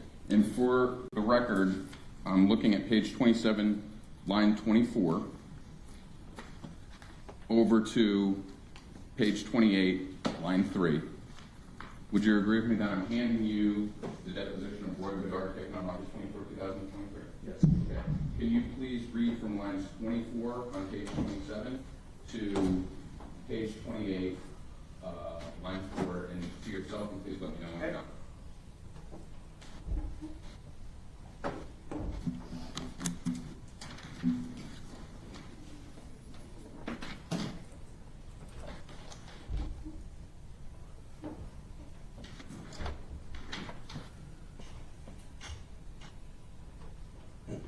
Okay. Now, previously, before I handed you the deposition transcript, you disagreed with this question, which was, it appears to me that he's not sure if this is a stolen vehicle or not. That's not how we train officers to deal with stolen vehicles, high-risk stops. Do you agree that the words that I just recited were the exact words that you stated under oath on August 24, 2023? Yes. Thank you. In the video, you don't see a flashlight directed to the passenger side of the vehicle, correct? No. Advancing the video a few more seconds. Do you live here? What's going on? Okay. You would agree that when Officer Rayner approaches the open driver's side door of Othal Wallace that he does not introduce himself. He doesn't say, "Hi, my name is Officer Rayner." That's correct. You would agree that as we advance the video further, Mr. Wallace asks several questions of Mr. Rayner as to why he's being inquired upon. Yes. Okay. And you would further agree that at no point in time does Officer Rayner indulge Mr. Wallace in the questions that he is asking. I'm going to object.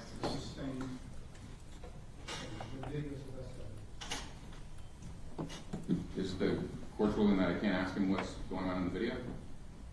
I ruled that the video is best evidence. Okay. Do you ever hear Jason Rayner respond to Othal Wallace's questions in the videos? Objection, Judge. You know what I mean? We've been asking about what's been observed in the video. I guess I'm just confused as to the difference between that and whether he shined a light. If you can rephrase the question, hypothetical. Okay.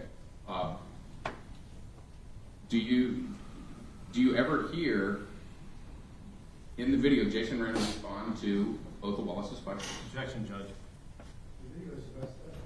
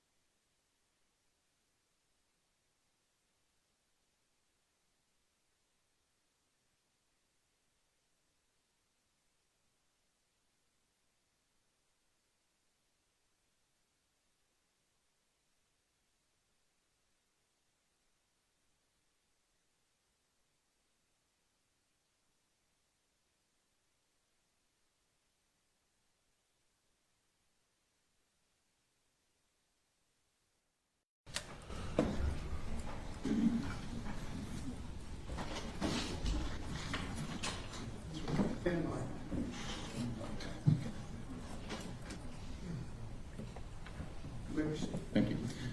Mr. Berdard, you would agree with me that in the best evidence of the video, Mr. Rayner does not reply to Othal Wallace's question.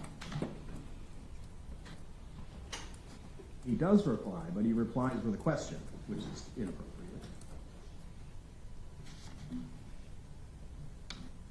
And you would agree in this particular, this is not the best frame, maybe advance it for a second, but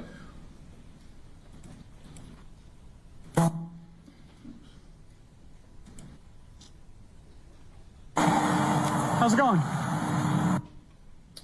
you would agree that the video also depicts Mr. Rayner making no stops from the exit of his vehicle directly to the side of Othal Wallace's vehicle. Makes no stops. I mean, he doesn't pause at the outside of the door before he goes to the inside. No, it looks like he is positioning himself for the unexpected. And just in a few moments, we've seen the video a lot of times, this is probably a good depiction of it, but in just a few moments, you would agree the video shows Mr. Wallace go and approach the small gap between the door and this brake bar, correct? Judge, I'm going to object. That's an improper statement. It's not a few moments, it's a few seconds. The video is the best evidence. You didn't have to correctly my couch based upon the video. So the in instructing your students in police training, if you were going to discuss a manner in which an officer could detain an individual, would you agree that one of those circumstances would be to position the officer's body in between the only means that the citizen can freely move? If you're detaining them, yes, that would be one way of doing it. Okay. And you would agree that what we see in the video is a red car here? Yes. Okay. A door that's open here, and a very short window between the opening of the door and the red car. Yes. And then you see Mr. Rayner position himself in that only small opening there, correct? Yes. And you've been in several parking lots in connection with your law enforcement duties. Yes. Okay. You would agree with me that what's depicted here is consistent with a very small space between an open door and this car here, the red car. Yes. Unable for a human being to get through without either the person moving or the door being closed. That's right. Additionally, in this video, we have a large amount of shrubbery from the back.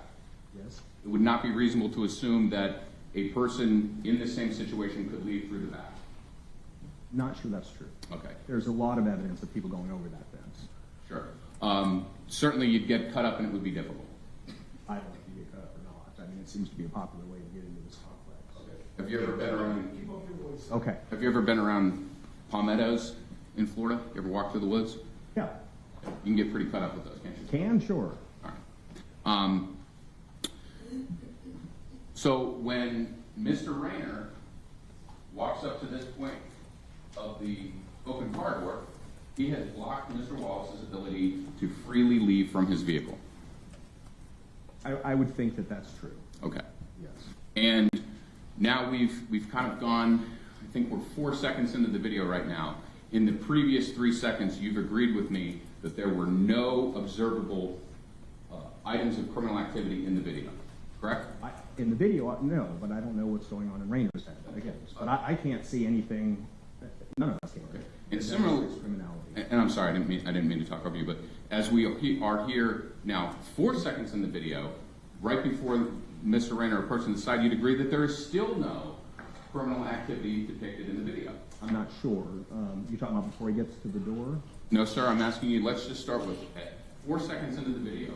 You'd have to probably put me there. I'm afraid I Okay, sure thing. We're at 4 seconds of the video. Okay. You agree that I'm pointing at 4 seconds? Okay, and you would also agree with me that when you're using your 40 years of expertise, you can't see any observable violation of the statute in this frame. I can see what his hand can see. I can't see what he can see. So he may, for example, have seen something in his hand that he calls narcotics. I don't know. Okay. And he's not here to ask, obviously. So I can't tell you what his thoughts were. I would like to ask him that. But to your question, on an impoverished two-dimensional video, I can't see any signs of criminality at the second level. And you mentioned before that you can't see Othal Wallace's hands in this video, correct? I can't see that. Okay. And the vantage point of this video is from a camera that's mounted on Jason Rayner's chest. Yes. Okay. So if you can't see his hands in the video, right? I cannot. Okay, so if you can't see the hands in the video, it would be unreasonable if you were using this as a training module to then say to your students, based upon what you can see in this video, you can make an assumption about what is in someone's hands. Well, the video is not what Rayner's operating from. He's operating from his eyes, which are elevated higher. It's the advantage. Did he see into that vehicle? I don't know. You should be able to tell us that, but I don't know that answer. I have to only gather what I get from the chest one by one camera. We'll advance it forward just a second. Oh, do you live here? What's going on?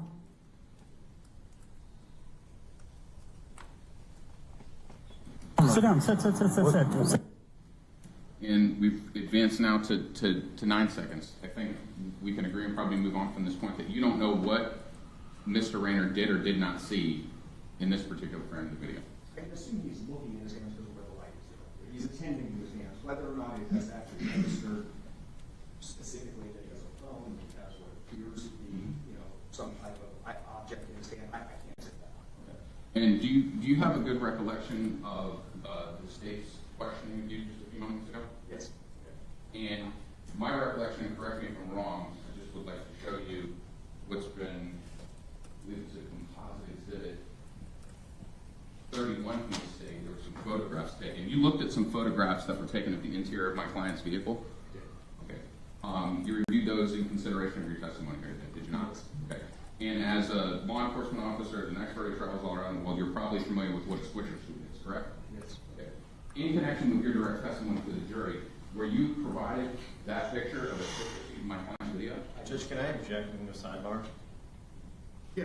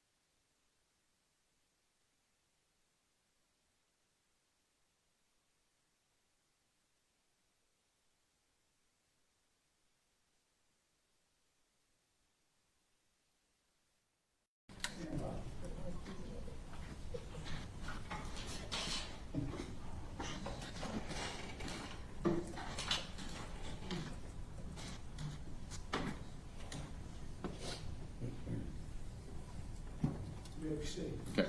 And my question is simply this. During your direct examination, not previously, during your direct examination, were you asked about this photograph? Is that an evidence? It is an evidence. Can you identify for the record? I believe it's part of Exhibit 31. Composite Exhibit 31. Thank you. Were you asked about this photograph in your direct examination? No.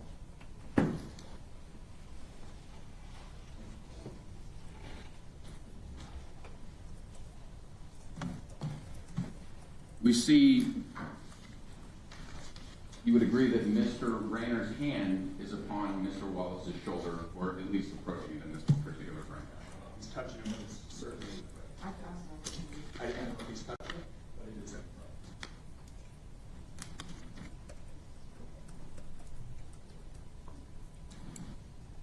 Sir, can you sit down on? Do you have a good recollection of the video, how it transpires from here to its conclusion? Pretty good, yeah. Do you agree that there is not a time, as we move forward in the video, where Mr. Rayner ever releases his grasp from Mr. Wallace's body?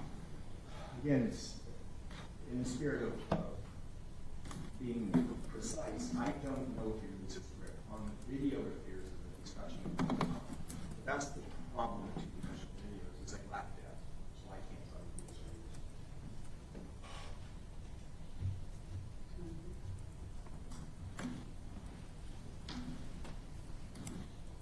is. Do you live here, yes or no? What's going on, though?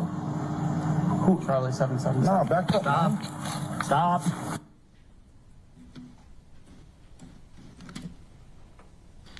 In this particular video, in this particular still shot of the video at 2050, you would agree with me that you see Jason Rayner's arm? Yes. You see his hand? Yes. You see his hand grasped around Mr. Wallace's shirt? I'm not sure if I can see that. Okay. Do you see a Judge, I shirt? would object as to, The video is the best evidence. Do you agree that Mr. Rayner has not let his grasp go of Mr. Wallace's shirt? objection, Judge. This thing, the video is the Okay. best evidence. Is there a method of training that you can point to which involves grabbing a citizen by the back of their clothing such that it restricts their breathing into their neck? I don't think that was the point of that grab. this is a officer attempting to choke someone with rather trying to control. Sure, I appreciate that response, sir. My question to you very specifically was, can you think of, in your line of expertise in training your police students, is there a procedure that involves grabbing a citizen by the back of their clothes, restricting their ability to breathe? You're making that part of the procedure. The difficulty in breathing would be incidental to the. Sorry, I didn't mean to play that. In many of our procedures, if not all of our procedures, where we are doing control holds involve grabbing oftentimes clothing.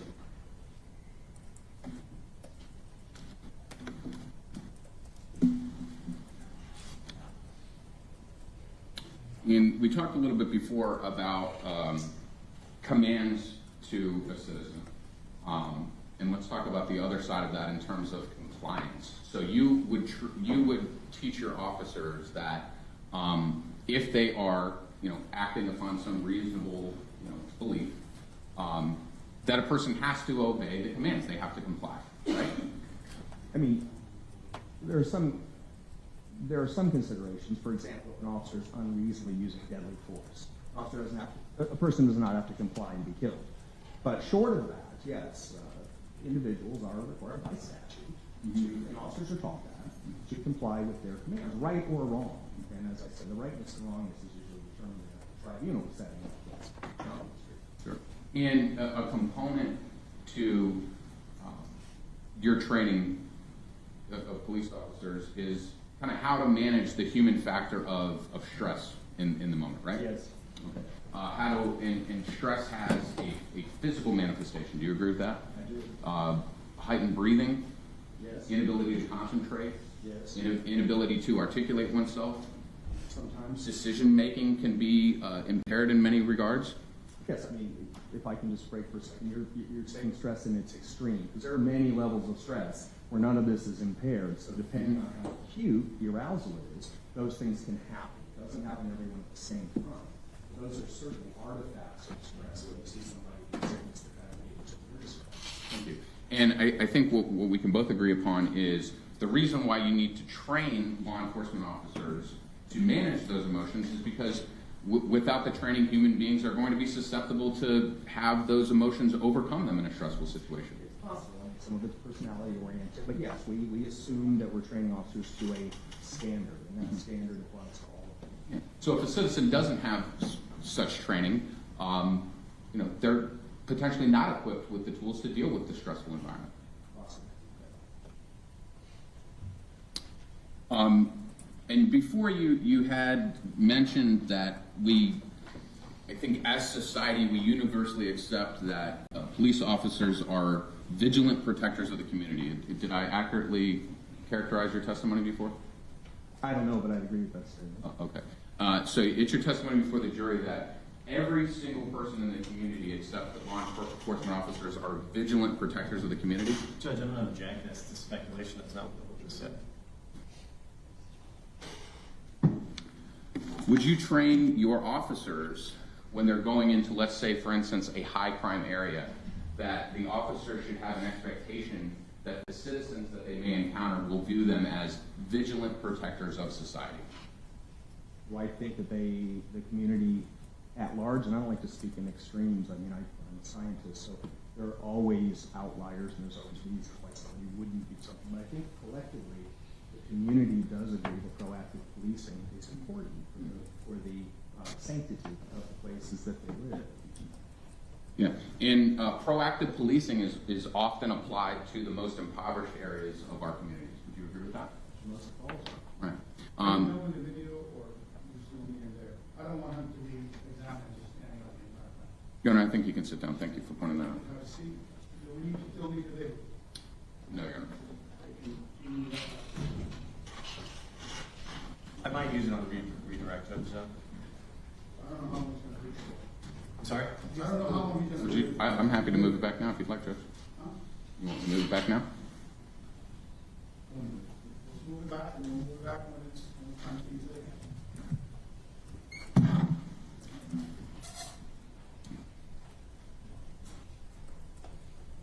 Crime happens in affluent communities. Yes. Crime crime is committed by all peoples of all races, of all creeds, of all beliefs. Yes. And you talked a lot about your instruction of your police students that the proactive policing model is the appropriate one, correct? Appropriate to what? It's a very important part of policing. Yes, I agree with that. Right. Yet we are applying this proactivity in a way which we both agree is only targeting a certain portion of the population. I don't agree with that. Okay. Well, before, a few moments ago, I think we agreed that rich people commit crimes. Yes. Black people commit crimes. Yes. White people commit crimes. Yes. Gay people, straight people. The relevance of this? Sustained.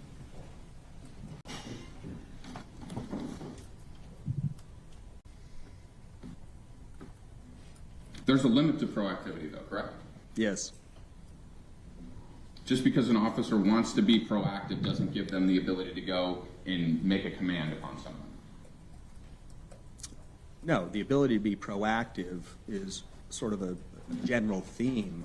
The commands would come from specific information that's derived from being proactive. And you would agree with me that one's mere presence in a high crime area does not subject them to commands and required compliance with the law enforcement. I'm going to object, Judge. Give us a legal conclusion.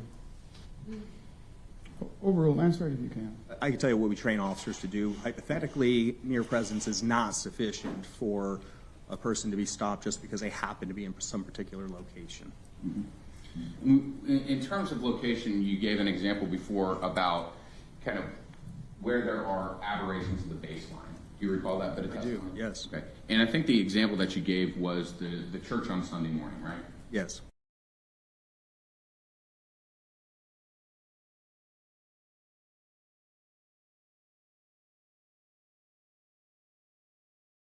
Full of people, right? Yes. Perhaps a message going on or a song going on. Yes. Okay. And you can apply that baseline to other places like a parking lot, right? I'd apply the baseline everywhere, yes. Sure. So things that you'd expect to see in a parking lot to a apartment building would be cars, correct? Yes. People in those cars. Sometimes, I mean, it depends on, we get into the hour, we get into if it's a high crime area, things like that. So I think there are other factors that go in besides just the fact that there are cars and there are people who typically drive them. Okay. And I think you have characterized Mr. Othal Wallace as being suspicious just because he was in that vehicle. I'm not sure I did that. You're not characterizing just Othal Wallace's mere presence in that vehicle as being suspicious. So again, I'm not privy to all the information that the officer had. I think the officer thought he was suspicious because he decided to exit his vehicle. Now, he could have been there. You need to stop there. We need to remain objective on this, not subjective. Right. I'm just asking for your objective opinion. I mean, you've been called here to render an opinion by the state of Florida. Is that correct? Yes. Okay. And you would agree with me that you believe that that individual in the vehicle would cause a minor amount of suspicion. What are you doing there? It's dark. You're all alone. What's happening? Judge, I'm going to object as to specifics in this case. Sustained. Might I ask for a legal basis beyond specifics to the case? Yeah, come side.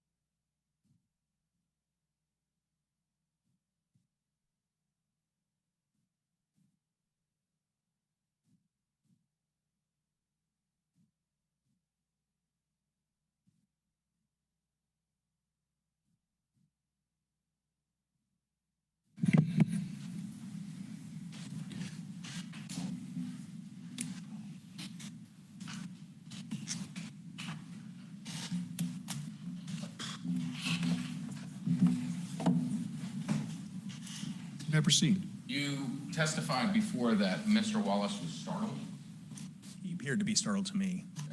and certainly you would advise your criminal law enforcement students to take into account the way in which a citizen would react to their actions, right? No, that's not true. You're not. Speak up. That's not true. Well, maybe I probably asked a poor question. Maybe let me ask it this way. Wouldn't you agree that in connection with your lectures, you would tell your officers you need to be observant of the people that you're dealing with, right? You would observe their behavioral cues. Yes. Okay. And certain cues that you're looking for could potentially suggest involvement in criminal behavior. It's possible. Okay. And you have things that people can do with their hands that might suggest criminal behavior. Yes. Things that people can do with the way that they're speaking that might be consistent with criminal behavior. Yes. Okay. And there are ways that a person would act if they are being falsely suspected of something. Would you agree with that? Object, Judge, as to speculation outside the scope of the draft. I'll let him answer. Answer the question. Yeah, I mean, I don't think an officer would know if they're being falsely accused of something. I mean, for example, if it's a approach to Mr. Wallace because maybe Rayner has in his head that maybe this is a medical emergency, or maybe he's operating behind the wheel of a car because he's intoxicated. I mean, I don't know what he's thinking. But approaching him is not inconsistent with police training. Approaching him, talking to him, finding out what's going on, trying to develop a baseline for the parking lot at that moment, I think was appropriate. That's exactly what we would train officers to do. But certainly you would agree with me when you're teaching your students, you would never tell them, officers in training, it is completely reasonable for you to think that if you go up to someone and falsely accuse them of something that they will have no negative interaction towards you at all. They wouldn't be startled, they wouldn't be scared, they wouldn't be frustrated. So I'm going to object as to speculation, how someone might react. Overruled. You can answer if you can. So again, I take some exception with the idea of reasonable because I think that is a judgment call after the fact. That being said, it is appropriate for officers to approach people, and we do tell them that sometimes their behavior is unpredictable, particularly when we pull cars over. Sometimes people get all panicked when they're behind the wheel of a car. They may not go to the side of the road like we expect. They may cut across lanes, who knows? So I think officers are cued in on the idea that an approach to somebody will have some consequence in their reaction. What that consequence is unpredictable until it happens. But if it's consistent with criminality, law enforcement officers are also trained to recognize that. So confronting someone who's doing nothing wrong might result in an unpredictable response. Yeah, I would say that's true. Thank you. Redirect.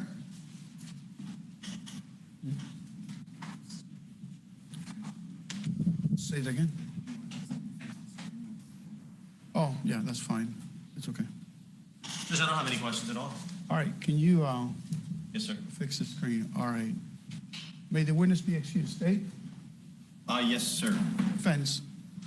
No, he can be excused. Okay, you're released from the subpoena. Thank you very much. All right, State, call your next witness. Can I just have a moment, Judge? Yes, sir.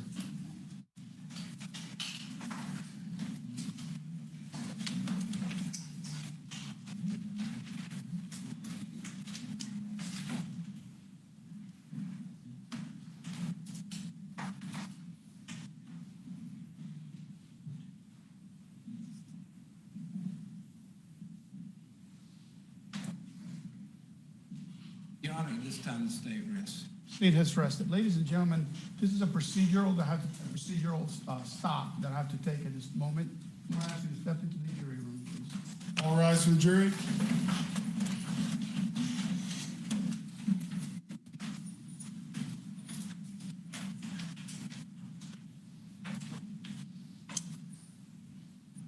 Folks, I'm going to give you 5 minutes, okay? Be back here in 5 minutes.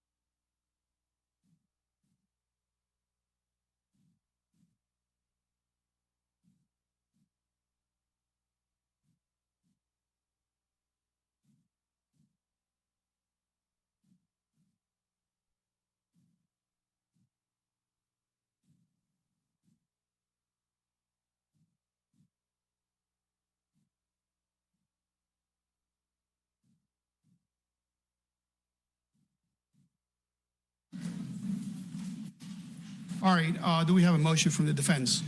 Yes, Your Honor. The defense will make a motion for judgment of acquittal. First on the premeditation aspect. As you know, it's more than a mere intent to kill. It must, it's a fully formed conscious purpose to kill. The purpose to kill must exist for a sufficient length of time to permit reflection as to the nature of the act to be committed and the probable result of that act. Based on the video, we can see that there was no premeditation. Mr. Wallace, all he did was react to a situation he was thrust into by the illegal activity of Mr. Rayner, and so therefore there was no premeditation. They're trying to get it in through some posts that were done almost a month prior to this incident. Those posts had absolutely nothing to do, nor were they any indication of Mr. Wallace's state of mind as to the time of the incident. As for the felony murder, it's evident from the video that Mr. Rayner was not acting in good faith, thereby making his actions unlawful. Based on Rayner's actions, Mr. Wallace had the authority to resist and defend himself because he felt that he was reasonably in danger, and therefore a JOA should be granted on that one as well. Okay, a brief response. Your Honor, as far as premeditation, the post before and after, as well as the video and what happened in that video, all established premeditation. The state has done that. Of course, the light is most favorable at this point as well. And as far as the right to use force, there's been no testimony at this point regarding that. I would say that there's excessive force. The video speaks for itself. The best evidence, and therefore the motion should be done. All right, the standard of a review at this point in time is the court to view the evidence in the light most favorable to the state. Based upon that standard, I'm going to find that there's sufficient evidence for the jury to consider the case and render a verdict in this case, and then the state has proven a prima facie case at this point in time. The motion for judgment of acquittal is denied. Did you say you have something you're going to present or no? Yes, Your Honor, we do. And just more for the record, not anticipating it being granted, but we would assert for the record a motion for mistrial based upon the court's denial, specifically this time in reference to the testimony of Mr. Bedard on our special hearing. Okay, the motion for mistrial will be denied. The court's ruling stands. In terms of the scheduling of things, yes, Your Honor, we do have some exhibits that we're going to present, and we may have some testimony as well. So Okay. in terms of the timing, I would suspect maybe. Well, I'm going to keep going right now. Okay. But because I may not get a chance, Mr. Wallace, we've had conversations about taking the stand or not taking the stands for 2 days now. And now comes a time where I have to ask you those questions, whether or not you've had the opportunity to discuss the decision as to whether or not you want to testify or you don't want to testify with your lawyers. Have you done that? Yes. And have you given thought to whether or not you want to testify or you don't want to testify? And have you made a decision whether or not you want to testify or you don't want to testify? And what is your decision? You want to testify. Now, you remember we had this discussion that previously you had been, I told you that you'll be able to tell the jurors, you know, what you want to say, but that you'll be vigorously cross-examined. You understand that? Okay, and then you made that decision freely and voluntarily, correct? Did anybody threaten you or force you or coerce into making that decision? Did anybody promise you anything for making that decision? Okay. I'm obviously, you're not under the influence of any alcoholic beverages or controlled substances. Okay, then I respect your decision. Oh, it's okay. The court reporter took down the answers. So that microphone you have to push down to talk in order to pick up the PA. That's okay, that's fine. The court reporter took the answers. All right, so we're ready for the jury? Your Honor, just maybe procedurally makes sense now to give the state an opportunity if they had any objection. We have a few exhibits that we're going to introduce. I'll just name them specifically. It would be the court's pleasure to take any objections. That's now what the jury's out. I don't know. Is there objections? I don't know what they're referring to, if I could just tell them. Yeah.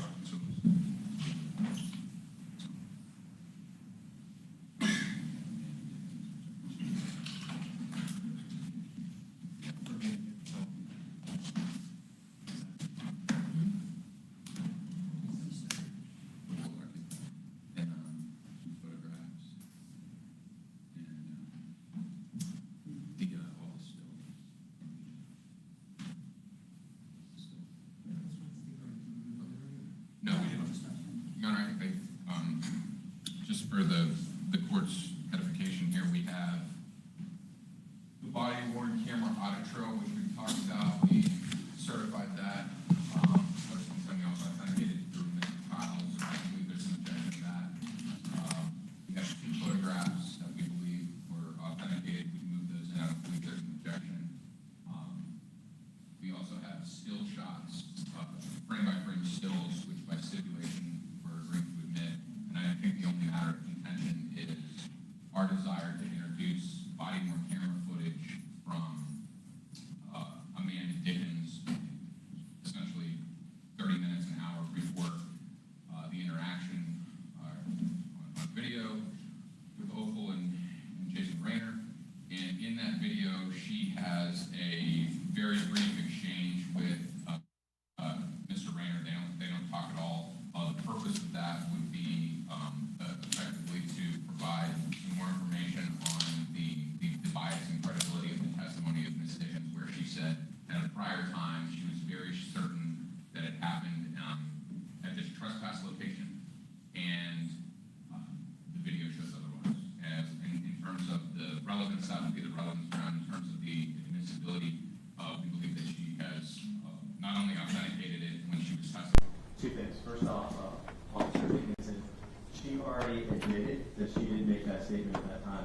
So there's no extrinsic evidence is admissible. Once a witness admits on the stand that they made a mistake or they lied or they were inconsistent, you can't put any evidence in. So that's the first hurdle you can't get past. Secondly, it's all hearsay, Judge. It's just conversation with her and Officer Dickinson. But Officer Dickinson already admitted it. Okay. Well, it's not hearsay. It's not offered to prove the truth of the matter asserted. So that doesn't fly. There's no statements on the video. That's the point. There's no conversation in the video at all. Okay. Well, I mean, are we going to play 30 minutes of nothing? It's 30 seconds to a minute of the video. Oh. Okay. I'll overrule the objection if you want to. Even though the witness already admitted she didn't say it at that point? I think they're entitled to show proof that, they're consistent with their position. That she didn't say it, at least on that one instance. I don't know what other instances that there are. You're free to argue. There might have been another instance, another communication, whatever it might be. That's argument for the jury. But I think they're entitled to put whatever they want to do to demonstrate that at least in that one instance, there was no communication regarding the stolen vehicle. I think that's what it shows, right? She's already admitted that on the stand. So you can't put an extrinsic evidence once a witness admits it. Unless they have a case that speaks literally all the case law is clear. Once a witness admits on the stand to it, you can't put extrinsic evidence to prove it. Okay. So that's exactly what they're doing. I'll allow it. Thank you. Anything else? So that's the only objection, correct? Yes, sir. The rest of it is stipulated too? Yes, sir. Okay. It's just procedurally, Judge. I don't think we have a desire at this point in time to actually publish those after the jury. We just wanted to see if the court had any issue with that. We would go on the record to admit those, and then we take it. Out of fairness to the jurors, at least say, admit this item and then stipulate to, what it may depict. So they know what to look for. Otherwise, I don't know how many items of evidence are we up to now. But, That's exactly what I was asking, Judge. okay, well, but there's an agreement as far as what it might be in there. I mean, sometimes the description becomes objectionable too. And I know this is exactly why I brought it up, because I don't think it would ever be appropriate for an attorney in this context to argue to the jury. All that I wanted to say was, the defense at this point in time, by virtue of stipulation, admits this piece of evidence, which is the Axon audit trail. That's fine. Something to that effect. I just wanted to make sure that was okay. That'll be fine, okay? Obviously, the description is something that is inconsistent with what you believe it is. You're welcome to stand up and I'll allow you to say it, okay? Anything else? We're ready for the jury? Hold on. Hold on. We need to set up our computer, the state's taking the one that was up there. Set up your computer? Yeah, Okay, Do we have a moment? yeah.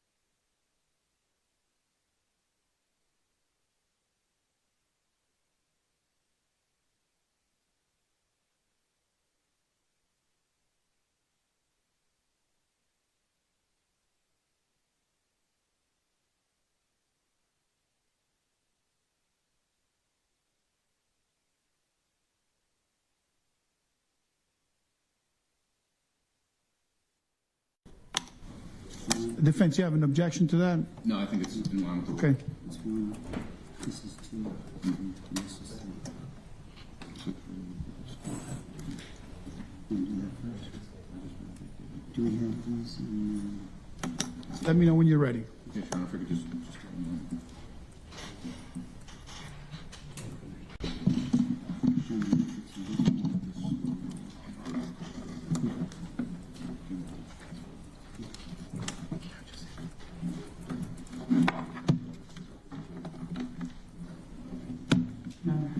Yes, sir.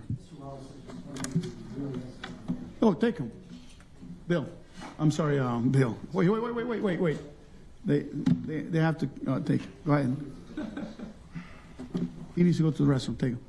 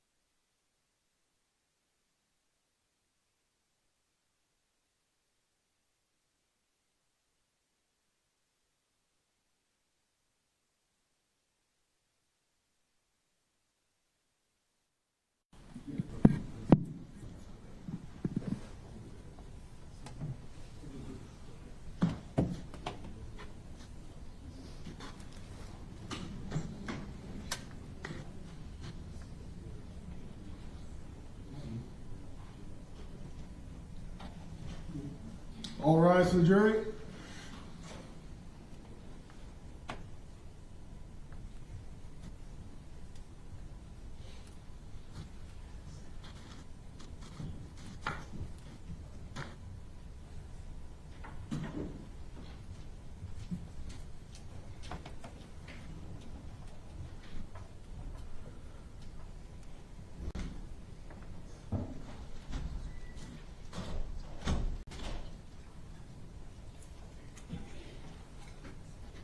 The jury is present. You may be seated.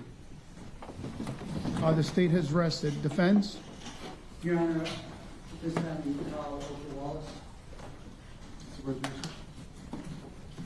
You'll raise your right hand, please. Do you swear to tell the truth in this proceeding, so help you God? Yes. You'll come around here, please. I'll show you what it says.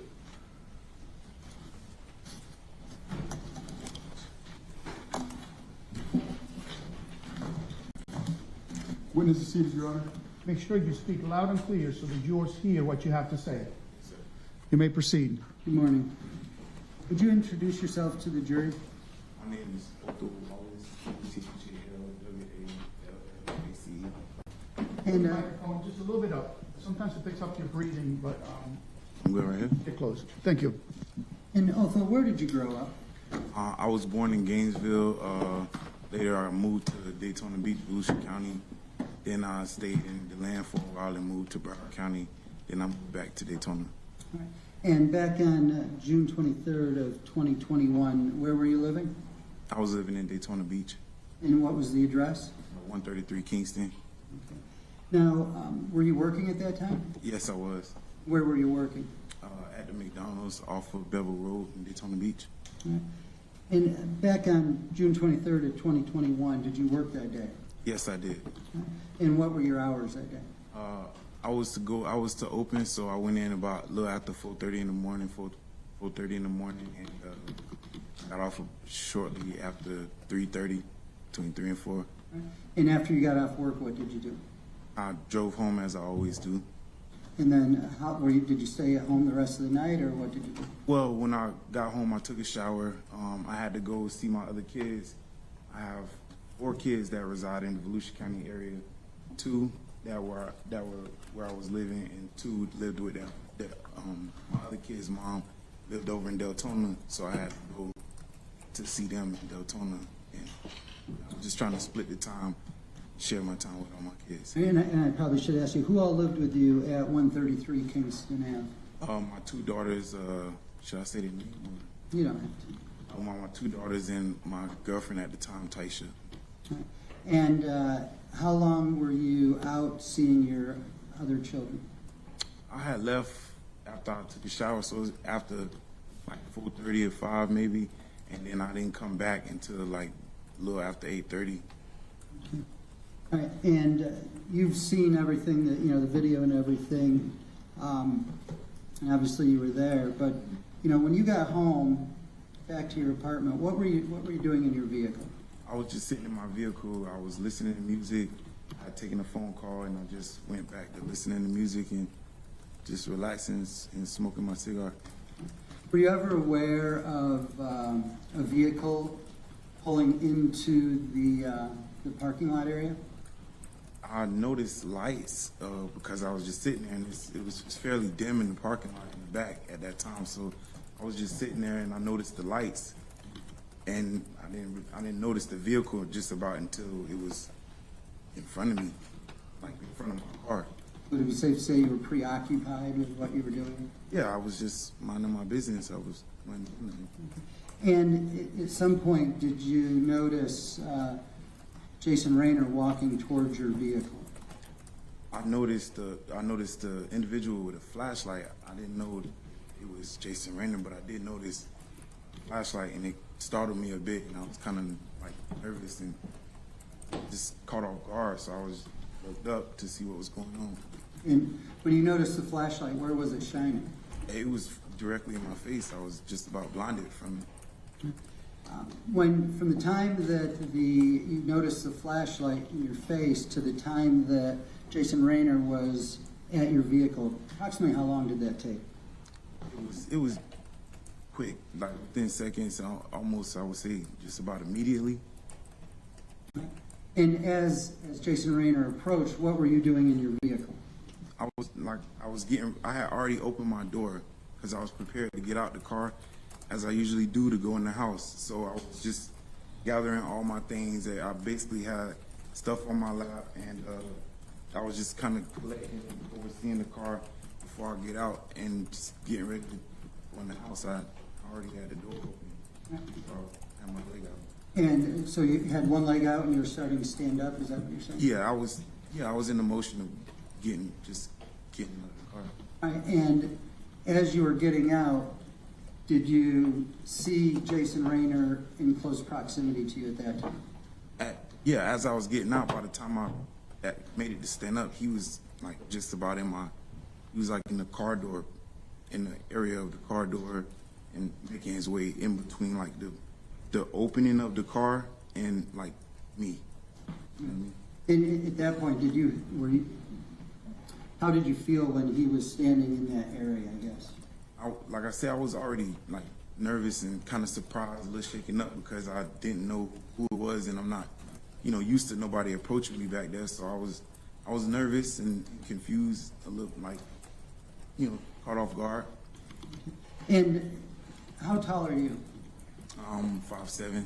And was Jason Rayner taller than you? About 4 or 5 inches, yes, sir. Now, when Jason Rayner was standing, I guess, between the car door and the car, did you feel at that time you were free to leave? No, sir. It wasn't even space for me to leave at all. But is that the only reason you didn't feel like you could leave is because of the space, or anything else? I was shocked, and I realized he's right there, so I couldn't move. I was locked in, and I was kind of like going off and what's going on with this situation. Did you ever try to leave? I did. When I stood up, I attempted to kind of move around, but he was right there so close I couldn't go anywhere. So that's at that point. Can I go back a little bit, kind of in the past? Okay, I went to I'm a licensed security guard in the state of Florida, so I had to take. As a non-responsive question. Sustained. Just why? I mean, I'd asked you about whether or not you felt you could leave, or why you tried to leave. Okay, well, I couldn't leave. He was standing in the doorway. Okay. And how many times did you try to leave during this incident? I made 3 efforts to walk away, and it happens very fast. But and I'll try to explain. But I made 3 efforts, and that I can remember. And did you ever find out as to why you were put in between your car door and your car and unable to leave? Now, I never got an answer as to why I wasn't able to leave. And as far as Jason Rayner's actions, was he asking you questions, or what was going on? I recall him saying something to the effect of, "Hey, how's it going? Do you live here?" And I was just like, "What's going on?" Was it really dark at that time, or was it just becoming dark? It was newly becoming dark. And while you're put in between your car and the door, what was going through your mind? Like I said, I was already confused and caught off guard by the unsuspected presence of him in between my door, all of a sudden. So I was beginning to get scared, and it immediately he began to put his arms on me and stuff. So I didn't know what was going on. I didn't have an answer to my question, so I was confused as to what's taking place in this situation here. Why didn't you just sit down as you were instructed? I didn't know what was going on, and I wanted to know what was going on, but I also do know my rights, so I felt that I had the freedom to leave. And why didn't you just tell him that you live there? I asked him a question to try to figure out what was it, try to get some insight of the context of what's going on. I thought that it was a fair question, he's the law enforcement officer, so upon approach, I just asked what's going on. I never got an answer, but I just asked what's going on. I mean, Was there ever any conversation between the two of you? not besides my question and his demands. That was it. And at what point did everything escalate? It began to escalate at the point of when he started to put he had his hand on my shoulder, as you can see in the video, and when I made like an effort to kind of like shimmy my way between the space that I had to move and like where he had his hand, he put his other hand on my hand. That's when, like I say, I don't want to go into it, but I want to be able to explain why I held my forearm out. And that's something I learned in security school, is when you want to make distance with somebody or create a space to move, if like anybody have ever seen like celebrities walking through a crowd of people, they have bodyguards and they kind of walk through with their forearm out, not in like a way to like hit anybody or cause force, but if you bump into the forearm, it's a safe barrier to kind of create that space. So that's what I attempted to do when I just kind of like held my forearm out to get.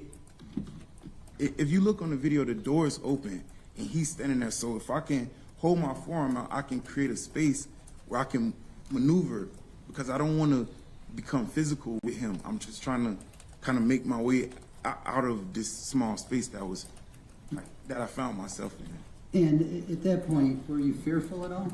I was most definitely fearful because I didn't know what was going on. I hadn't had answers to my questions, and I was just trying to see like what's going to happen here. I never ever in my life been in that situation, and that was kind of like one of my worst fears, is being in a situation like that in the dark with no witnesses, nobody to see what's going on, and nothing to like really bring any awareness to the situation. Your Honor, we're going to play the video, and then I was going to ask if the court would allow for Mr. Wallace to come down here. And Okay, we know what the exhibit is you're playing? it's 12, I think 12. It's the real-time video, Your Honor. Okay. You may step down. State's Exhibit 12. How's it going? Do you live here? What's going on? Do you live here? Why you asking? What's going on? Sit down. Sit. Sir. Can you sit down? I'll talk to you. Okay, no, come on now. Sit. Come on now. Don't do this. Sit down. Why you asking me, do I live here? Do you live here? Yes or no? What's going on, though? Who? Charlie 777. No, back up. Stop. Stop, man.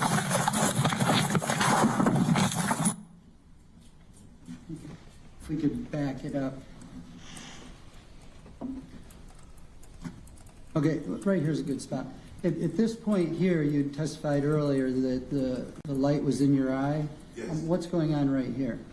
All right, in this particular situation is when I noticed the light, and I'm a little confused. Like I said, I'm not used to people coming up to me at this time of night, and I was kind of just like caught off guard and a bit like shaken up. So I'm starting to become aware of this presence, and it's garnering some type of emotion that would make me feel kind of scared. Like I was like, Can we go to the point where the door is open?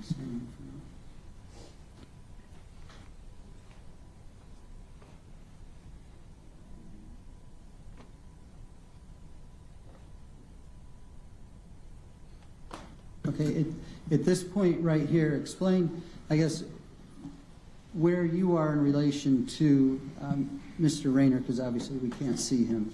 okay, well, just imagine like the hood of the car and the door in the driver's seat.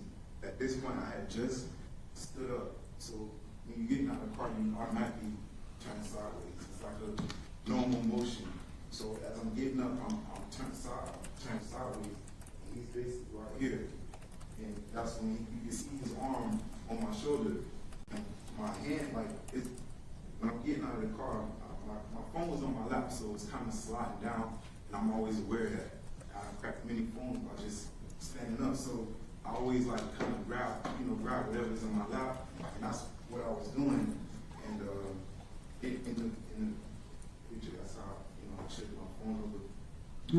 And you said that his hand was on it. Was that just a soft touch, or was it a forceful touch, or what was going on? This initial touch is what stopped my first effort to walk away. This is the first.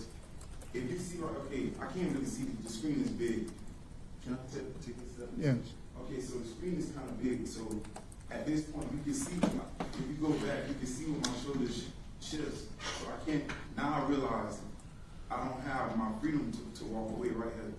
And that, Sir, Can you sit down on? that's what I was going to ask you. At that point, did you feel as though you were free to walk away? No, I knew I wasn't, because the only way to walk away was basically like go through him or go some way around him.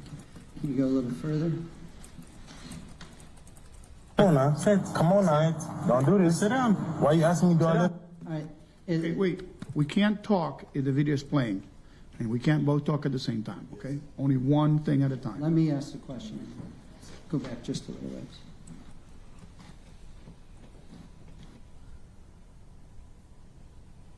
Right there.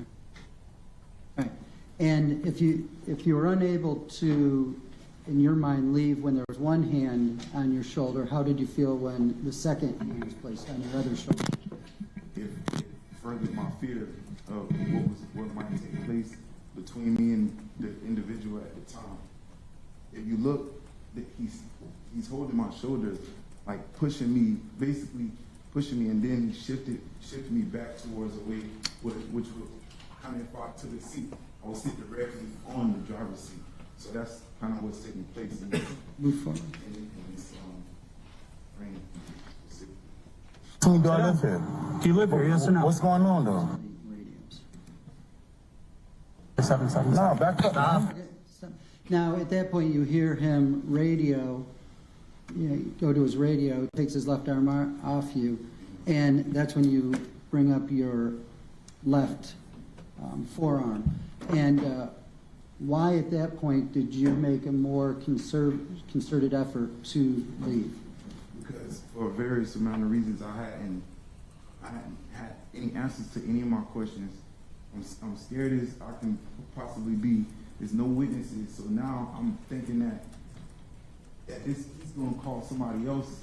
So I don't know. I didn't do anything. I wasn't, breaking the laws. I had just been sitting there minding my business.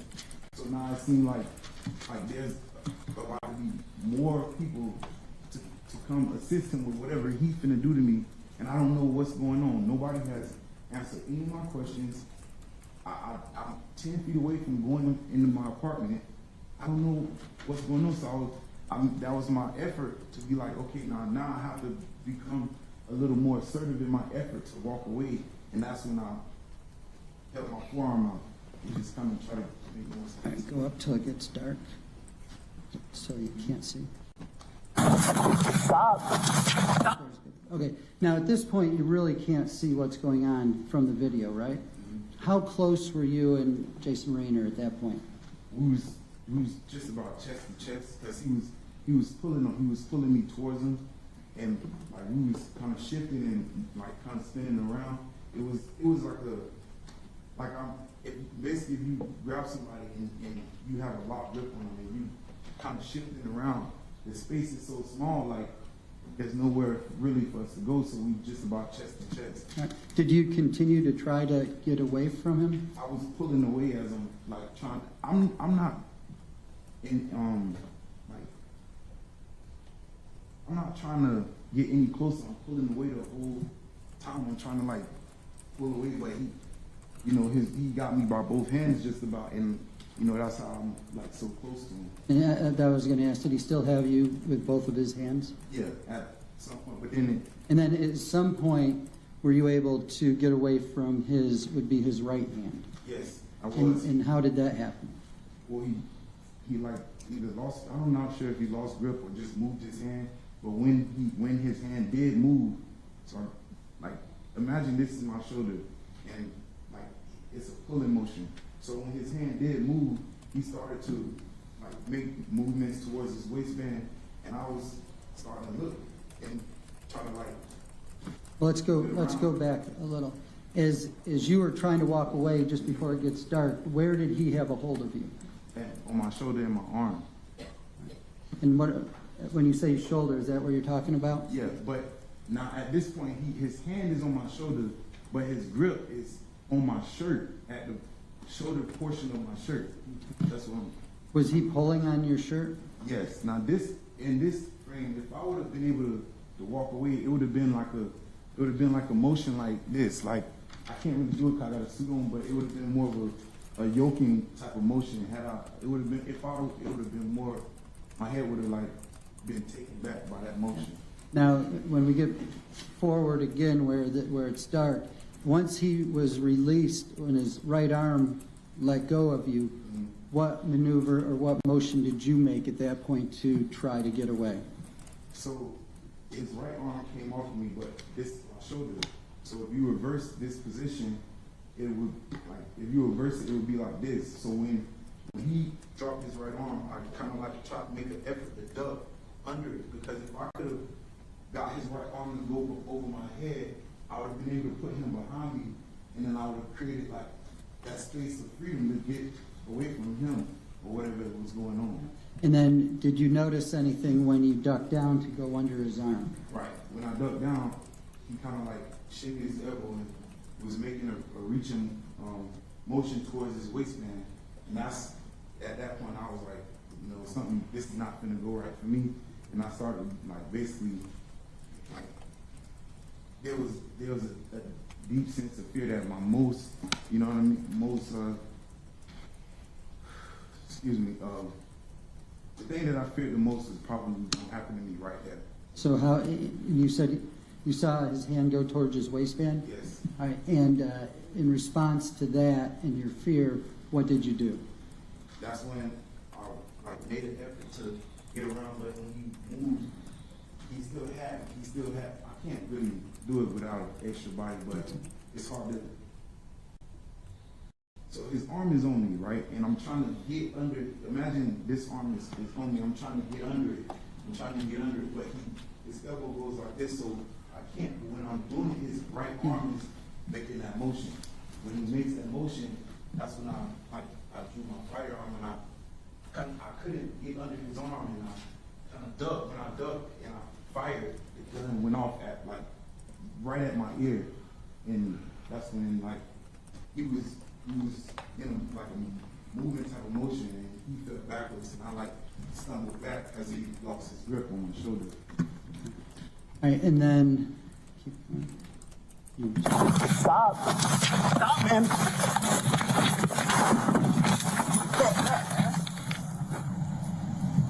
Okay, and you hear you say something at the end. Do you recall what you said? I was in like a state of adrenaline, so I was basically like I think I said something like "get the fuck back" or something like that.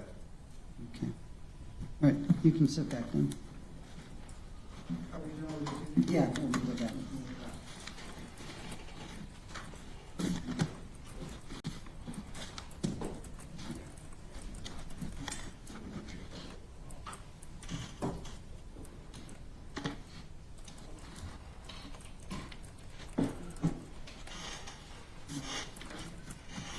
Need it back through?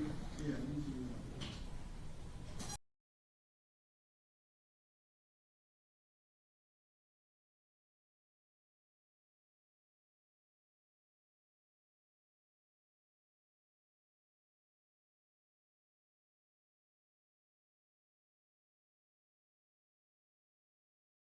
Instagram posts that came out in early June. Were they a part of your Instagram account? Yes, it was. And there's the one that references pig's blood. And you also make reference to Minnie. What was that in response to? The pig's blood statement was probably the stupidest decision I ever could have made when it comes to me venting to the things I was frustrated about. But at the time, it was a lot going on in our country. People, was getting killed, and it was unfortunate. Lots of unfortunate situations taking place. And I'm not sure if many of the jurors are familiar with social media, but I'm kind of one of those people that wear my heart on my sleeve when it comes to expressing myself on the internet. So a lot of times I get on there and just say stuff like meaninglessly, or just I'm one of those people that's quick to make comments about things, you know, whether it's true or not. I just cast my opinion. So that was kind of basically what was going on. But it was just a reflection of, you know, what I was feeling and going through at the moment about what was taking place all over the country with these unfortunate incidents. Can I just get you to stop there? Disengage the computer from the screens. Yeah, push the button. There we go. You Proceed. All right, what about the post with, regarding Johnny Bolton? What was this about? The situation with Johnny Bolton is a guy that was killed by a SWAT team in Cobb County, Georgia, on a no-knock warrant. And I felt really bad for the incident that took place. And again, like I say, you know, I made a bunch of comments online about things taking place in the country. And that was one of those comments that I had made just out of frustration for what took place. I was feeling, you know, much compassion and sentiment that his family was expressing online. And I was just saying stuff, you know, just making my frustrations known in whatever way. Were these posts in any way a manifesto for you? You know, like, this is what I'm going to carry out, this is what I'm going to do? No, it were just things I said out of frustration because I'm just overly expressive sometimes. If you could, would you have deleted those posts? Yeah, but unfortunately I couldn't. I wasn't able to delete them. I do that often when I regret saying things or realize how stupid it was. I just delete it. It happens. Was it ever your desire to have a run-in with law enforcement? No, sir. No, sir. What, you know, and again, you kind of explained, but what were these posts? Why were they there? Like I say, there's a lot of content on my IG page, and I'm one of those people. Like I said, I'm very expressive or overly expressive, and I get upset or whatever. So sometimes I vent about things online, go to Instagram. I'm one of those people that make comments on YouTube, and you know, whether you could call it trolling or not, or just, you know, an overly expressive person. But I'm kind of one of those people. So you'll find if you knew me or was on Instagram, it's my life, somebody else's life, or neighbors. I'm always just kind of just talking about things and just expressing my opinion. Just whether it's relevant or whether anybody can connect with it, I just do it. That's just something I do when I'm in my leisure time on social media. So I noticed that I have a few young jurors, but I'm not sure if y'all use social media or understand the use of it. But a lot of people tend to get online and just freely express themselves, whether it's relevant, whether people can connect. And it's just something. As a narrative. Sustained. Sorry. You're good. You're good. Later on, after this incident, there was an audio post. When was that posted? Later on, as in? On June 23rd of 2021. The post after the situation? Yes. Well, there was an audio recording, and I was just, again, being overly expressive about my frustration at the situation I had just found myself in, and I was just frustrated, and I was really in a state of panic, and I was kind of still in that adrenaline state where I thought that this is over with. There's no way in the world that I'm gonna get my last message out, because I was driving and I was expecting something to happen, like a pit maneuver or my car to be, you know, stopped and shot up or something like that. So it was kind of a last ditch effort to get the message to anybody that was on my social media. Okay. That night, were you hoping, or were you trying to relaxing, minding my business? And why did you pull your firearm? Because in the moment I felt in that moment there was no other way I can get out of this situation. I'm in a situation where I don't know what's going on, and I tried my hardest, and I gave a genuine effort to try to gain an understanding. And I said, you know, what's going on? And after I realized there's a situation outside of my control, you know, I just did what I could to survive the encounter, because I didn't know, you know, how it was going to end for me after I realized, you know, him going for his waistband. And why was the firearm in your pocket? Well, when I leave in the morning for work, I get up early, so I always get up and put my firearm. It has a sleeve holster, and I put it in the glove compartment of my car. So as I said before, I was already getting out of my car, and that's one of the first things I grabbed to make sure that I don't forget it in the vehicle. So I grabbed it and I put it in my pocket, and as I was getting ready to get out the car, it was already in my pocket. And I guess in your mind, how certain were you that you had to react the way you did? There was nothing else I could do. I was backed in the corner. I tried to leave. I tried my hardest to get an understanding. You know, I seen him reaching for his, waistband where I know that there's, multiple amounts of weapons that could be used to cause, me harm or death. And being in this situation, I'm not sure how people, how other people would react. But in my perception, I felt that this was the only option I have after I had tried everything else. There was no other effort that I could have put into walking away safely, and that was the best thing I could have did to preserve, my being. 1 second, Aaron. Yes. Your Honor, I don't have anything else at this time. Folks, I understand this is a lunch hour, but I think I'd like to keep going. Does anyone need to eat a snack before we keep going or use the restroom? State cross-examination.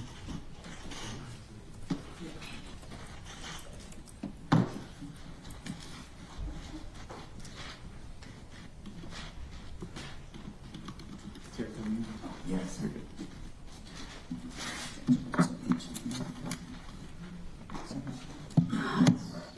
I have Counsel Seibert just very quickly.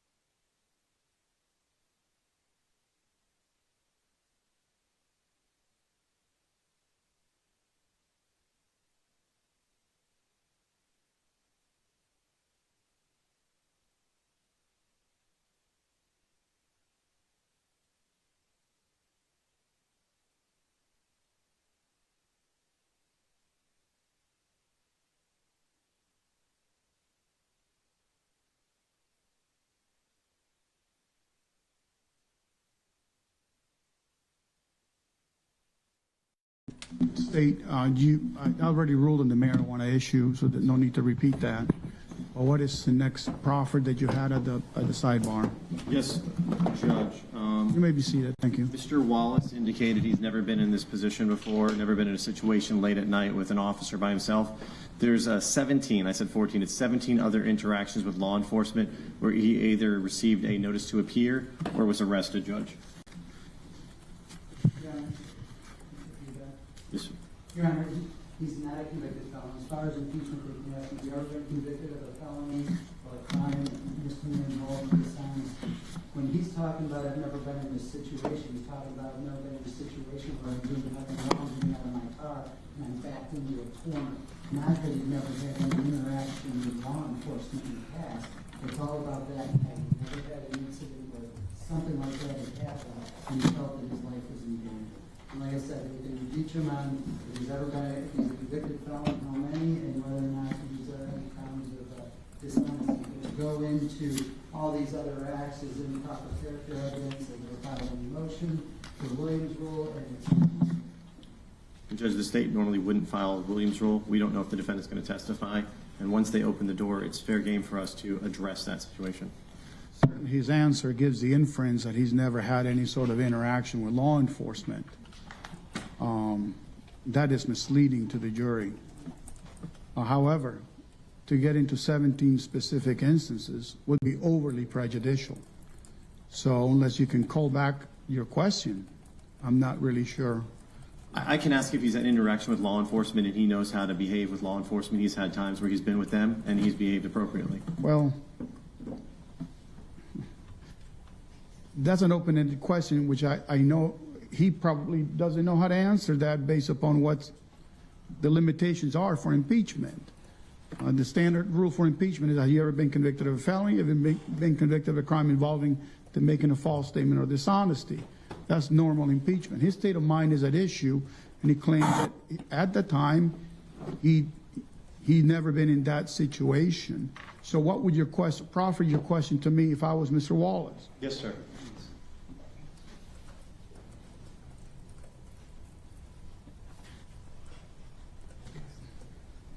Judge, he made a specific statement. He's never been at night in a parking lot or somewhere dark when no one else has been around where law enforcement has interacted him. There's at least 2 or 3 incidences where I would go into it where it was late at night, he was arrested by law enforcement, and everything was fine. And there was no issue. It was one officer who arrested him in that instance. He knows the facts better than I do, Judge. So I would just go into certain instances where you say that you've never been in a situation before with an officer late at night. That's incorrect, isn't that, sir? In fact, on this date at 1:30 in the morning, you were arrested by a law enforcement officer. It was dark at night. Okay, no, I don't want to let you get into the arrest part. That he had interaction with law enforcement, that the interaction resulted in an amicable or a resolution to the case without resorting to the use of violence.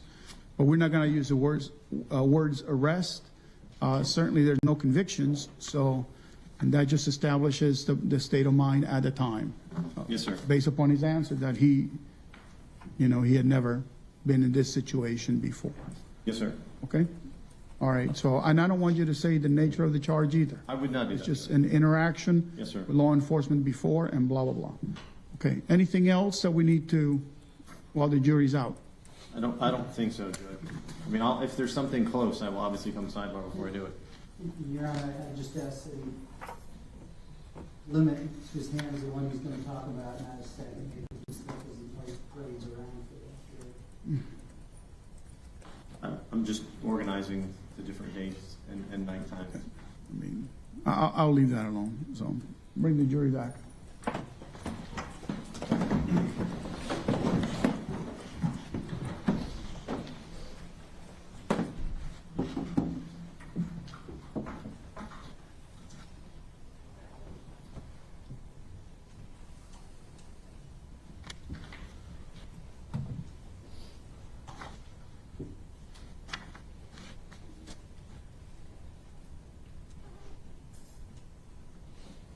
Actually, hold that door. Counsel, I don't know. I got a note. I'm assuming it came from a juror. I don't even know who put this. 73? 33. When we in the room, a lot of the jury discuss the case when we're not supposed to. Please make them understand we cannot do this. It's brief, but it happens. You want me to do anything about it other than to instruct them again? I was just asking you to instruct them. I would just ask for another instruction. Okay. Bring him in, Mike.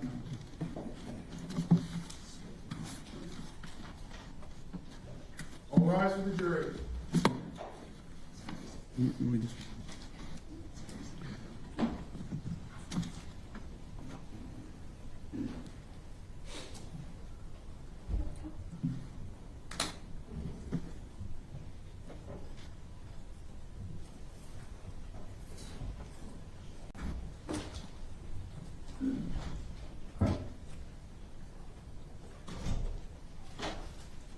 You may be seated. Folks, I want to emphasize an instruction that I have given you because there's no gray area to my ruling, okay? You are not to discuss this case at all. That means nothing when you go into the jury room until I allow you to do that. I have to trust that you will follow my instructions, and I'm banking on you that you will follow the rules. So please do not utter any words that relate to anything that happens in the courtroom while you're inside of the jury room, okay? Thank you. State, you may proceed. Thank you, Judge.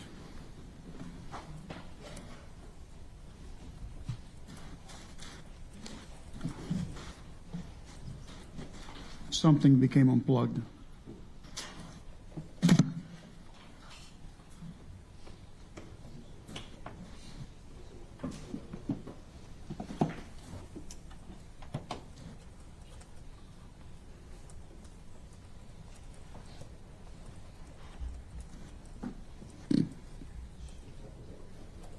You came back. All right, I'll tell you what, you do me a favor. Just move it just back a little bit. And I really want you to stay at the podium, okay? Yes, sir. And if you can X out that whatever that is. That's from Zoom itself. Thank you. You may proceed. Yes, sir. Mr. Wallace, when Officer Rayner, you keep referring to him as Jason Rayner, you knew he was an officer, right? I do know he was an officer, yes. Speak up. Yes, sir. Right, so when he approached you, he was in his uniform, correct? Yes. Yeah, he had a shiny badge? I didn't notice a shiny badge, but Okay, I'm sorry. maybe he had one, but I didn't notice it. You knew he was a cop, well, a police officer, correct? Yeah, at some point it became clear to me Right. that he was an officer. Before, even hands-on or anything, you knew he was a police officer, didn't you, sir? Before he put his hands Before he on me, put his hand on you and he stepped around the car and said, "How you doing? Do you live here?" As he approached you, you knew he was a law enforcement officer, didn't you, sir? I was blinded by the light, so I wouldn't have been able to see him until he was in the doorway, and that's when it became clear to me that this is a police officer. Right. You saw the police car, though, in front of you, didn't you? I did see the police car. So policemen usually drive police cars, right? Yes. Okay. So it would be apparent to anybody that Officer Rayner was a police officer as he's approaching you, correct? Yes. And you would agree with me that he asked you, "Do you live here?" And you didn't respond, did you, sir? I did respond. I asked him what's going on. Right, you didn't respond with an answer, did you? My answer was a question. I said, what's going on? Is that how people respond to questions with other questions? I'm not sure. I can't speak for anybody but myself. Is that how you talk? So if someone asks you a question, you respond with a question in life normally? And depending on who I'm talking to, and if I feel like, I should answer them without a question, I would just give them an answer. Right, so you didn't feel like you should have to answer Officer Rayner, did you, sir? I did feel like I should have to answer him, but the approach was what garnered. It was a natural reaction to just say what's going on. It wasn't a matter of me being defiant towards him. Isn't it true he asked you several times, "Do you live here?" And none of those times did you answer him, correct? It is true that he asked me that, yes. Right, and none of those times did you answer him. No, I asked him what's going on. I answered him. And you never said, "Hey, I just live right across the street there," right? No, I didn't say that. Right. So you were non-responsive to a law enforcement officer just asking some questions, correct? If you put it in that way, I didn't answer his question. You were evasive, a better word? No, I was not evasive. I was just simply asking them what's going on. That's what I would ask anybody. If they approached me suddenly, I would just ask them what's going on if I was a bit confused as to why they was in front of me. So if anybody approached you, you respond that way? Not differently with a police officer? No, I would just respond like that. If it could have been anybody, I could. What's going on? If you just suddenly walk up and you're immediately in my personal space bubble, I would ask you what's going on. Like, are you here to give me? Do you need to tell me a secret, or like what's the need for the close proximity? Is Correct. What I'm trying to find out. Did you ever say, "What's the need for the close proximity"? No, I asked him what's going on. I think that would have been a more universal way of attempting to get an answer. After he asked you if you live there, correct? Yes. Multiple times, correct? He did ask me that multiple times. And he also asked you to sit in the car multiple times, correct? Yes. And you didn't listen to him, did you? No. Right, but I did. you know, you're a security officer, right? Or you went to a security class, you got training, correct? Yes. And as a security officer, when you were trained, you learned that people are supposed to respond when a person of authority asks them to do something, correct?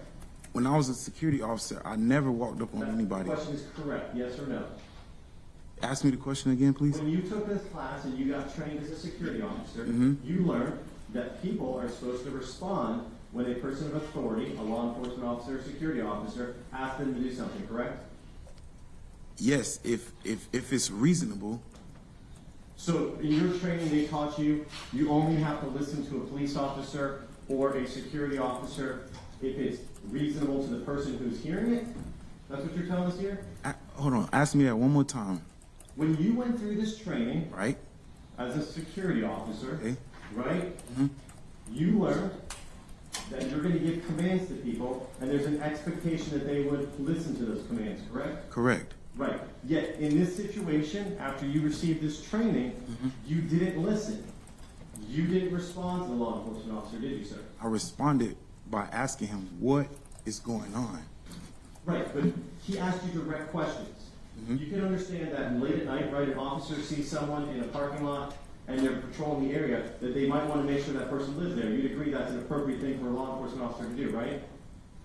Yes, I would agree in any other. Right, you live in that.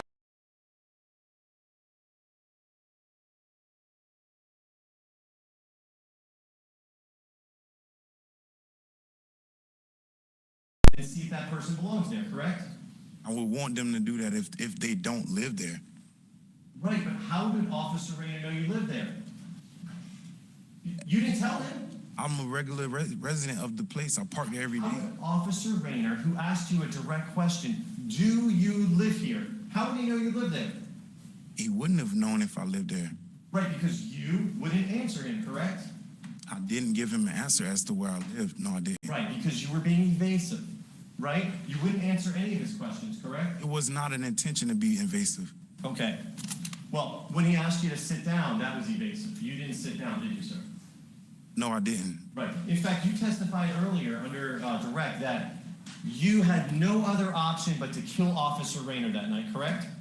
After there would have been a situation where I was pulled on, pushed on, and then where I was back in between the cars and the gate, and then I seen him reaching for his waistband or whatever could have been on his waistband. We'll get to that in a minute, but you testified earlier that you had no other choice but to kill Officer Rayner that night, right?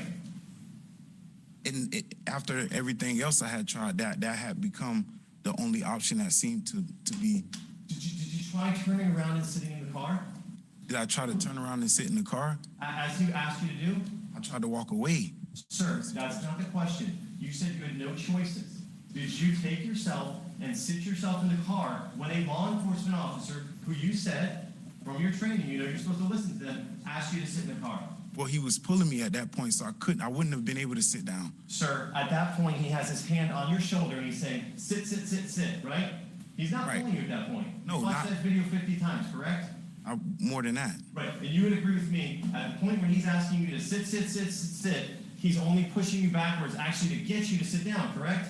Right, but I'm trying to walk away because. But you said you had no choice to do anything else. After everything else I had to do, I tried to do, that had become, that's what seemed to be the only option. But initially, are you asking me, could I have sat down initially? You certainly could have, couldn't you? Yes. And you didn't, did you? No. Right, and you could have listened to the officer and told him you lived there, couldn't you? I could have. Right, but you didn't, did you? No, because I was trying to get an answer as to what was going on. Because you wanted to be in control of the situation, sir, correct? I wanted to know what was going on, most certainly. You wanted to be in control. You didn't want Officer Rayner to be in control, did you? It had nothing to do with my efforts of being in control. I just wanted to understand what I was dealing with.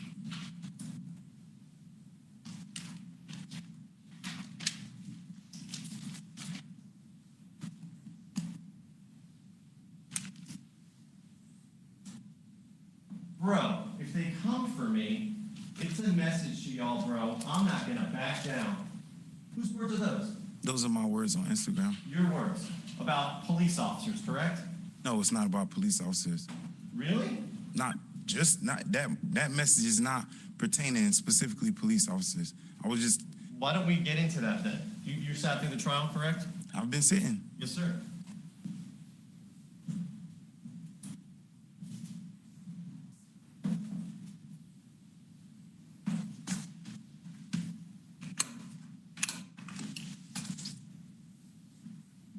I'm going to show you what's in evidence as states 45.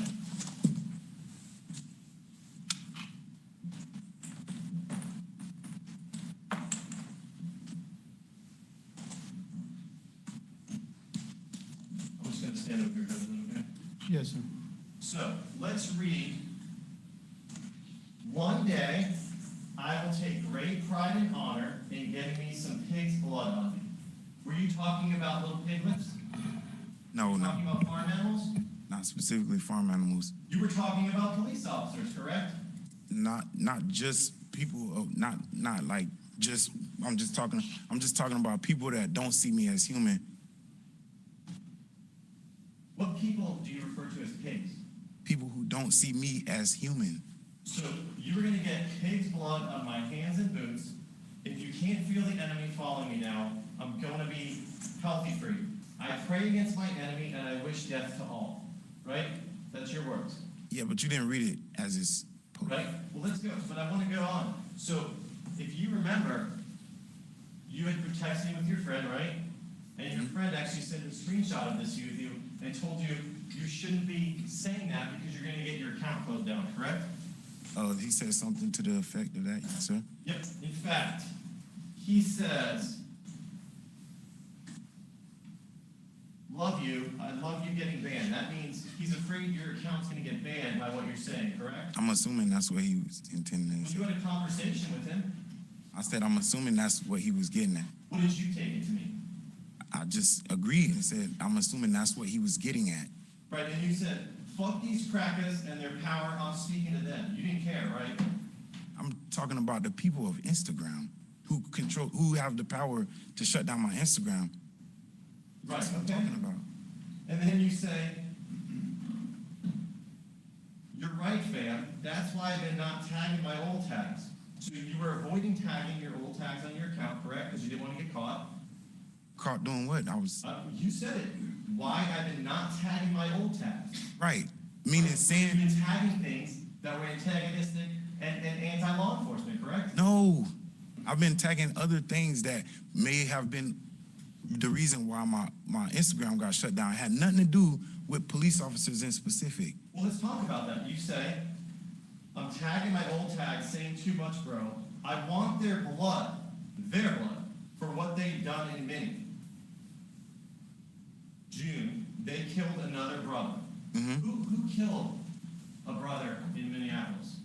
There's been various situations that. Who are you referring to? You're talking about, okay, you have multiple situations. Mr. Wallace. Judge, Your Honor, let him answer. Question specific, answer the question. I'm trying Let me recall. this way. This statement right here was Mm-hmm. direct to police officers, correct? No, sir. Give me one other person in Minnesota who killed someone. I can't do that. Is over 2 years ago, and can I answer? Sure. I made many comments on Instagram about things happening all over the country. I can't say specifically if that message was intended to direct at police officers because it was so much stuff. I commented on a lot of stuff all the time, and I just don't remember specific that being a direct at police officers. So no, I can't agree with you on that. So as you sit here today, you're telling this jury that this wasn't in reference to police officers. No, sir. And when you say I hate them, you're just saying I hate anyone who I'm talking about kills people. I'm talking about the people. I'm replying to multiple things going on in the text, going on in the chat. If you give me a chance to explain, he writes multiple times, and I'm commenting multiple times. We're having basically a twofold conversation in one chat, and that happens on social media, which when you talking to people. So, and I could have been talking about when I say I hate them, I'm talking about the people that be shutting down my page. That's not what it said. If you read the context of it, sir, it says, but I feel it 100%. And then you say, fuck these crackers and the power I'm speaking to them. Yeah, but he also said something about me getting banned. Is Instagram a bunch of crackers? I'm not sure if it is, but You refer to that as law enforcement officers as crackers. no, sir. No, sir. Okay. Well, you refer to law enforcement as pigs, don't you? No, sir. In fact, after you killed Officer Rayner or shot him, you went on Instagram and you posted that I'm not going to let these pigs do anything to me, correct? Say it up to them. I said, yes, I did refer to as pigs, but when I say the word pigs, I'm not specifically always talking about police officers. What are you talking about? I'm talking about people who don't see me as human. Okay, so when you shot Officer Rayner, you referred to him as a pig, and all the other people as pigs, the officers, correct? No, not just when I said it again. I'm referring to people who don't see me as human. Sure.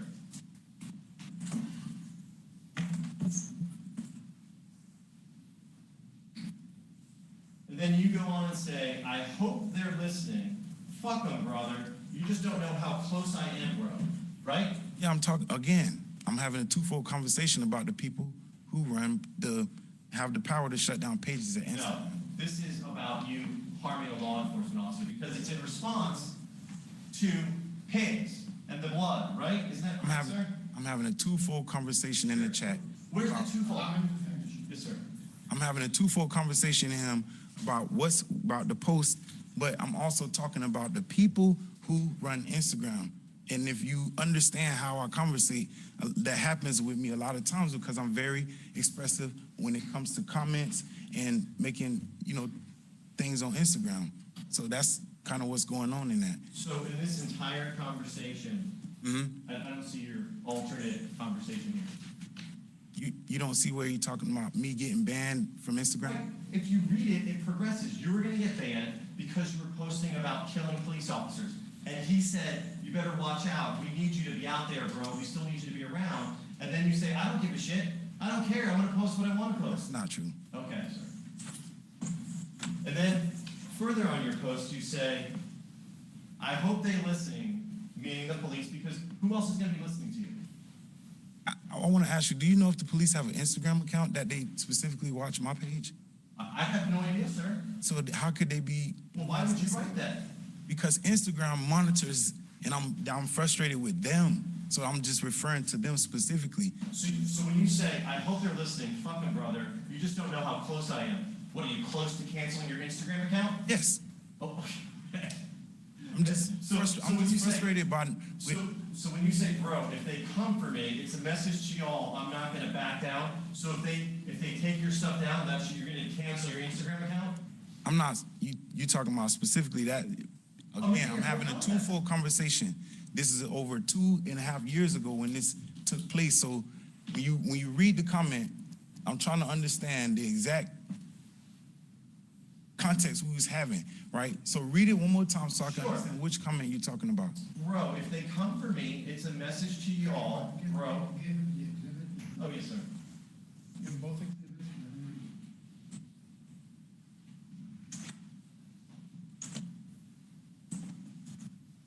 May I approach you?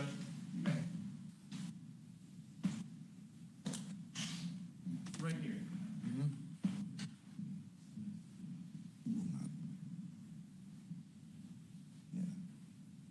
So when you said, bro, if they come for me, it's a message to y'all, bro. I'm not going to back down. That was from Instagram? Was it from Instagram? So you weren't going to back down from Instagram? Is that what you're saying? I was gonna be consistent with continuing to start more accounts. I'm not gonna give up because they cut one account. Okay. Let's talk about that night.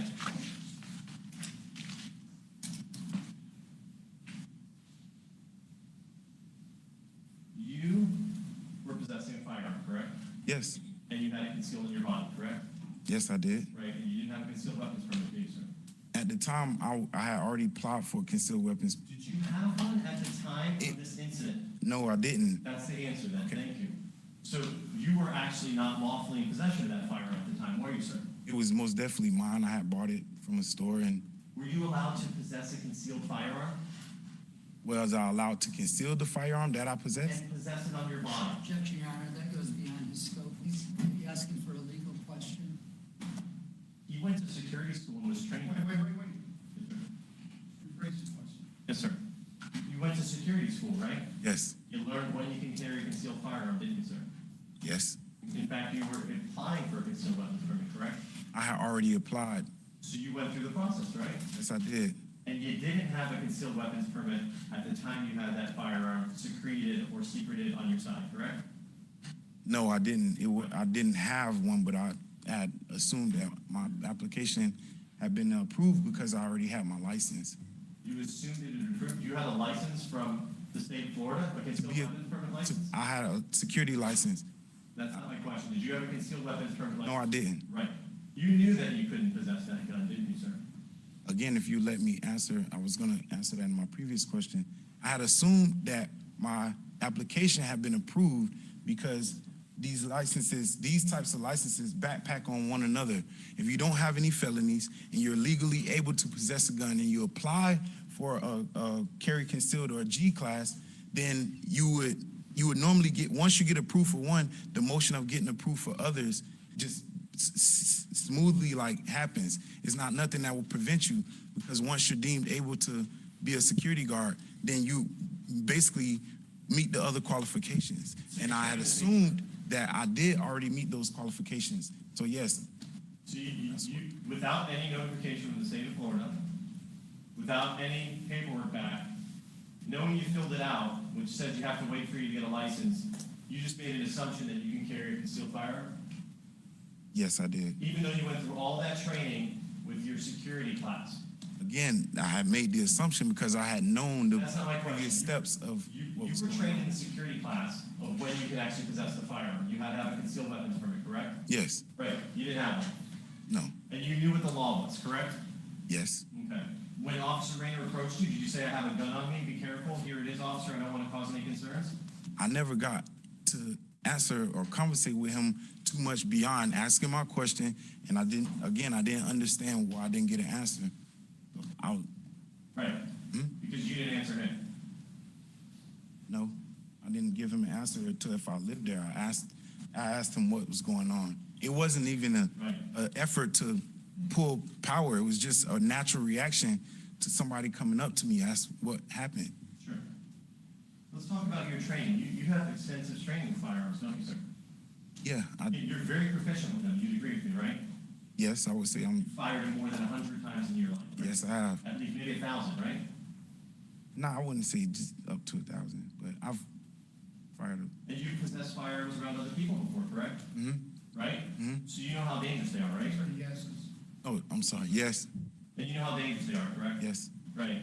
And you know you only pull them, and you received that training in your security class if your life is in danger, right? Mm-hmm. Is that a yes? Yes. I'm sorry. My bad. Right? Yes. And in this case, your life wasn't in danger, was it, sir? Yes, it was. What danger? Mr. Rayner had me back between my car. You mean Officer Rayner, right? Officer Rayner. Right. Okay. So Officer Rayner, go ahead. When he had me in between my car, the door, my car, and the car backed up, I had already tried to leave. He had begun to grab me by the back of my shirt, and I was restricted from everything I was trying to do to prevent any physical encounter or misunderstanding between me and him. And I seen him reaching. I began to be in fear that my life would be taken. And this was already my worst fear in the world, in my life. Sure, but let's break that down. So you said it once again. He had you blocked in, right? Yes. And all you had to do was sit down, right? I could have sat down. But you didn't, did you? No. Right, you didn't comply with it. Because I wanted to walk away. I understand you wanted to walk away, but you could have complied and not got to a point with having to use deadly force, correct? I could have sat down. Yes. Right, and complied, right? Yeah. Right. You'd agree with me, right? Yes. Right. So this whole situation would have been diffused if you had just listened to the law enforcement officer there, correct? But I was already That's in. not my question. It could have been diffused if you listened to the law enforcement officer. Isn't that correct? He had already been touching me, so diffusing. Sir, that's not my question. Mm-hmm. You said that you had to use deadly force because he's reaching for his weapon, and that only happens because you escalate the situation getting past him. If you had just sat in your car, this would have never happened. You would agree, correct? I wouldn't say it would never happen because I don't know what was on his mind. Okay. If you had sat in your car, you would agree with me that Officer Rayner was not going to pull out a gun. And asked an answer. You would agree that if you had sat in your car and listened to Officer Rayner, there was no threat upon you at that point, correct? I wouldn't have perceived any threat. Correct. Let's talk about this. You're talking about that you have to do this, and Officer Rayner grabs you. Isn't it in fact true? Let's go back and watch it. Let's go frame by frame.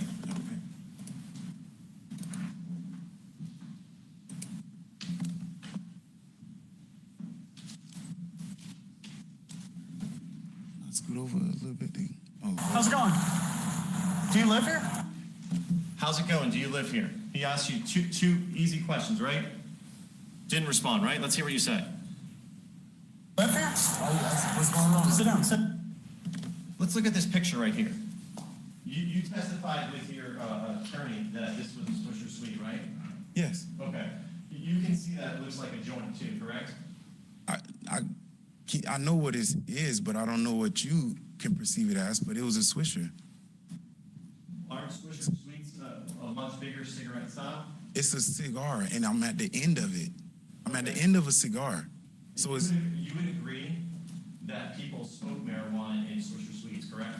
I don't know what people smoke their marijuana out of. But I smoke cigars. So you don't smoke marijuana?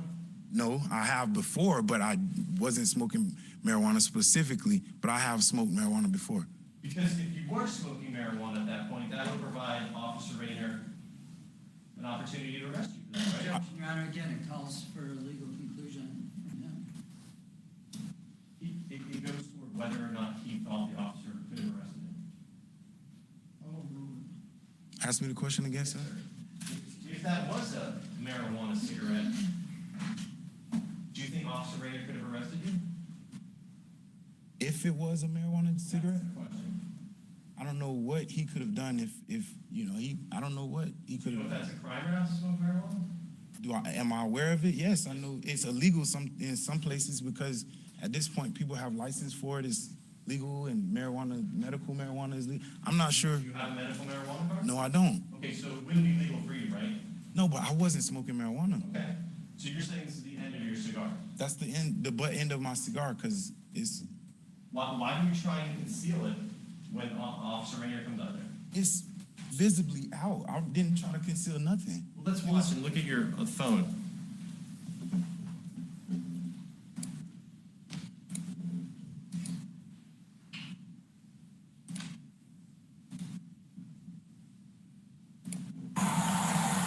How's it going? Do you live here? What's going on? Do you live here? What's going on? So let's just go a little frame by frame. You see it right there in your hand initially? You see you're pulling your phone? My phone was sliding out of my lap. I understand what you're saying, sir, but you see you're putting your phone, and it seems like you're concealing. I didn't conceal nothing. I just was dropping my hands. Okay. So in this instance, Officer Rayner has his arm on you, correct? And he's just asking you because you're getting out coming toward him. He's just making space. I'm just standing up. Right. You would agree he's not grasping you here, right? He's just making Your Honor, I space. object. Best evidence. They've been carrying on about that. You can watch the video. He's the one who was there. You would agree right here. He's not grabbing you. He's just pushing you to make distance, right? There was no way to make distance. I was just standing up. There was no way to make distance because you were approaching toward the law enforcement I officer. was just standing up out of my car. Okay, but then he said, sit with this light little tap, and you didn't sit, right? No, I didn't. I just continued to stand. Yes, sir.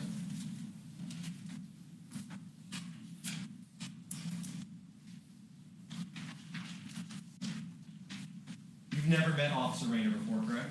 I didn't even know who he was. Right. No interaction with him before? No, sir. You know how to act with a law enforcement officer, though, correct? Yes. And you know that if there's something that they do illegal, the place to challenge it is in the court system, correct?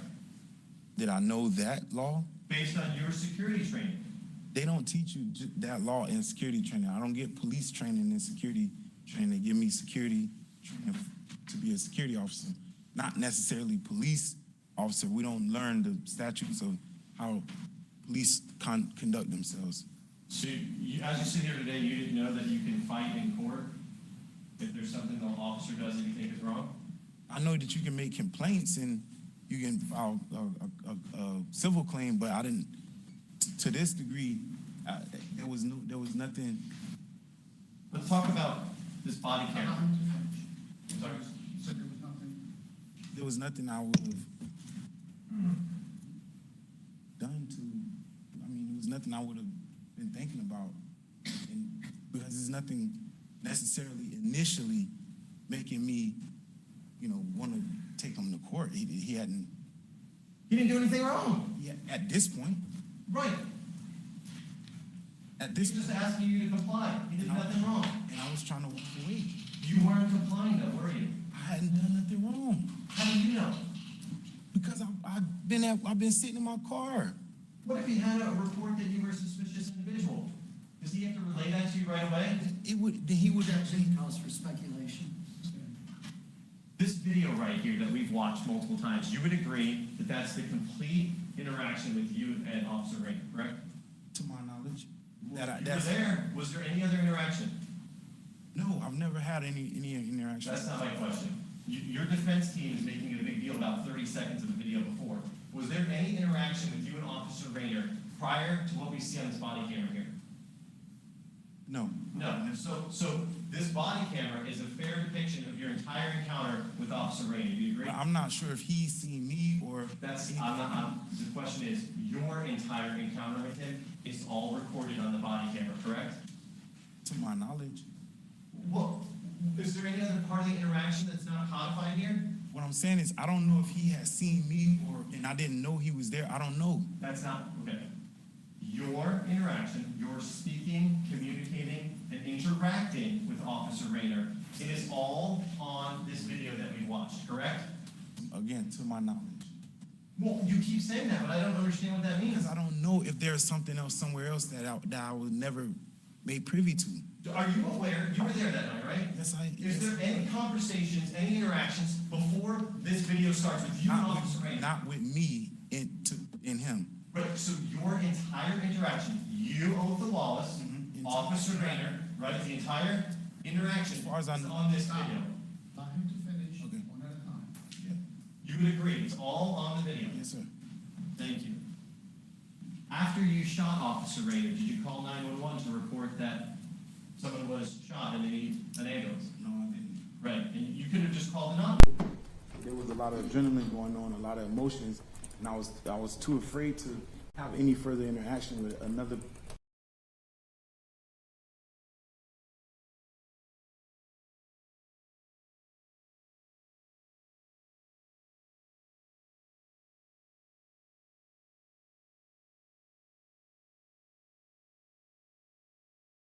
Right? Get an ambulance there. When you say anonymous, I couldn't have. I know that the police record, and I was afraid to have any further interaction with a police officer or the force. Because you just unlawfully killed Officer Rayner. Because I just had a situation where I had to defend myself. I didn't necessarily know if Mr. Officer Rayner was dead or not. But you just shot him and you didn't call any help from him. I did have to shoot him, but I didn't make it. Like I say, I was afraid to call anybody. You're claiming self-defense. You live right across the street in 133. Why didn't you run in there, lock the door, call the police, tell them Officer Rayner's been shot, get an ambulance here, it was an accident, I didn't mean to do it, or I had self-defense, I need someone to respond. You didn't do that, did you, sir? No, I didn't. Instead, what you did is you fled, correct? Yeah, I did. You're right. And you actually drove up to Jacksonville in the car you were in already, right? Yes. Okay. But you didn't go right to Georgia at that time, did you, sir? I was basically driving around aimlessly because I was afraid. Instead, though, what you did is you called your dad and said, I need a new car, because you wanted to disappear, right? First thing I said on the phone with my dad, I'm not sure if he remembered, but I told him I was scared and that a cop had got shot. But you didn't tell your dad, I had to shoot him in self-defense, did you? I didn't go into why or anything. I just told him that it happened. But you didn't, when you drove up to Jacksonville, you had an opportunity. You know Jacksonville goes straight to Georgia, right? You can't. You've been to Georgia many times. Yeah, Jacksonville on 95, you could go there. Right, so you could have taken the vehicle that you killed the police officer in, that you were driving, and you could have stayed in it on your way to Georgia, correct? Yeah, but I was too afraid to. You were too afraid because you were trying to cover your tracks, right? No, I was too afraid that if I was seen in the vehicle, that I automatically get shot and killed and never have an opportunity to have this day. Why not just drive to the police station, walk inside where you know they have cameras, say, I'm the one who did it, please, I need you my side of the story. at that moment, those are the very people I was scared for my life from. So you think if you walked into a police station where they've got cameras, all these officers, that they're gonna rush at you and just shoot you on camera there? I didn't know how it would go by me trying to explain what took place. So I was afraid. Right, and then in fact, you went all the way to Gainesville, right? To get a different car. I went over to Gainesville, yeah, and I called and And you backed your car in, right? At Home Depot. You didn't just pull it in regular, right? backing in is just like a normal way that I park. Or it's also a way to avoid someone seeing your license plate, correct? I mean, it could be for somebody else, but it's just the normal way I park. Sure. So after you just shot a police officer, you were just thinking, well, let me make sure I back in. Let me take a little more effort, back the car in, just make sure. Not trying to get out of there quickly. I'm just going to take the extra time to back the car in. That's what you're saying? Backing in is like a forced habit because that's just what I'm used to. I back in at work, I back in at home. It's just kind of how it happens. You cut your hair after, didn't you, sir? Yes, I did. Right, to avoid detection, correct? The reason I cut my hair is because I was afraid that if I got identified, I would be killed without question. Right. Once again, you could have went to any police station among hundreds that you passed your way to Georgia, but you didn't stop there, did you? No. You didn't call the news media and say, hey, I just had self-defense with a police officer. I need you to come with me when I turn myself in so the police don't kill me, right? I didn't consider that as an option. Instead, you went all the way to Georgia, right? And you go up in a treehouse, correct? So yes? Yes. And you have an AK-47 style weapon out there with you, correct? Yes. 500 rounds of ammo. Beyond the scope of direct. 500 rounds of ammo, correct? I don't know the specific round count that was. And you're hiding out there, correct? I'm just scared, and I'm staying where I feel safe. Right. Until I can figure out how to bring myself to the laws. You would agree Officer Rayner was polite and courteous to you, correct? No. You don't think he was polite and courteous?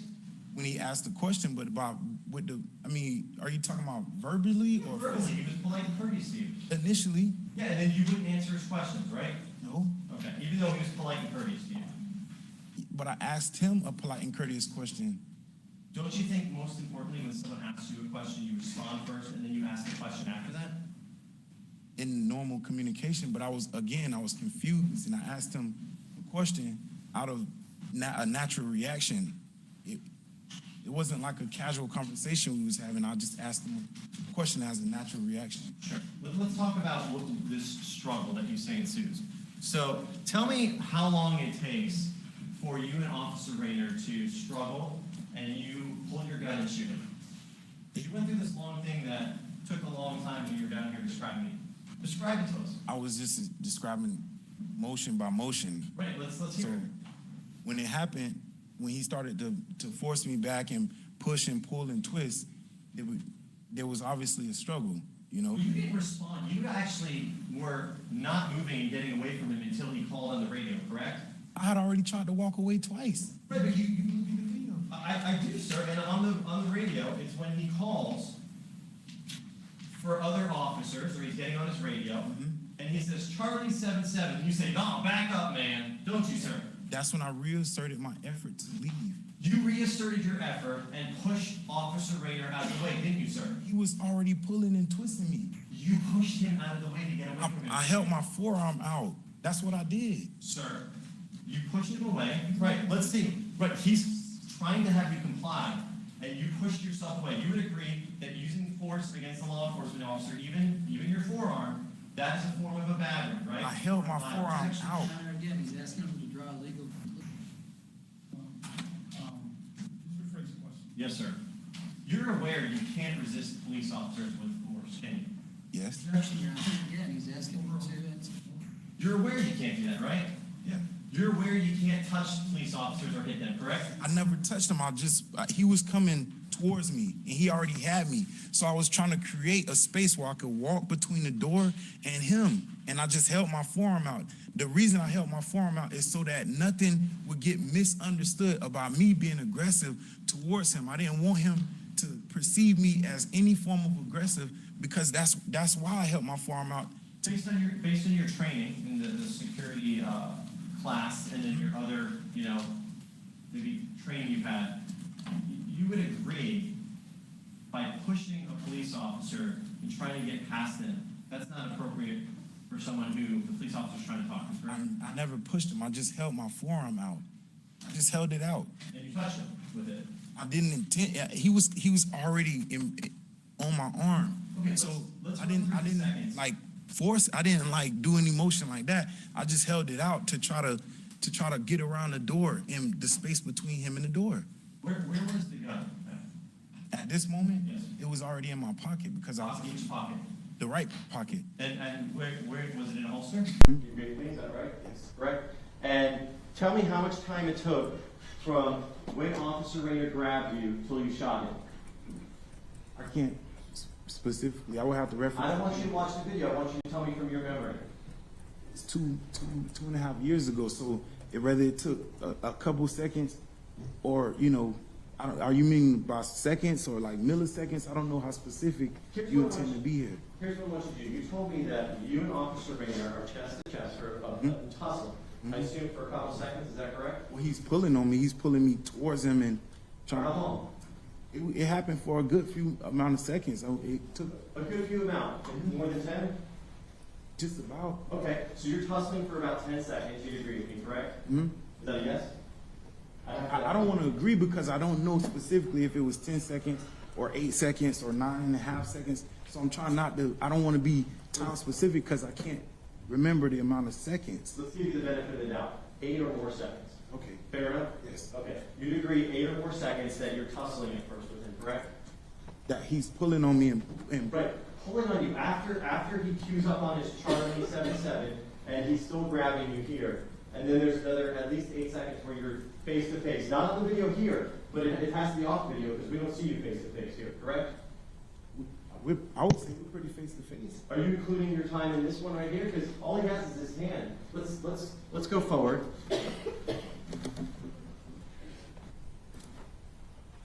Can you sit down? I'll talk to you. Stop. Okay, come on now. Okay. So, are you talking about this? He's tussling with you?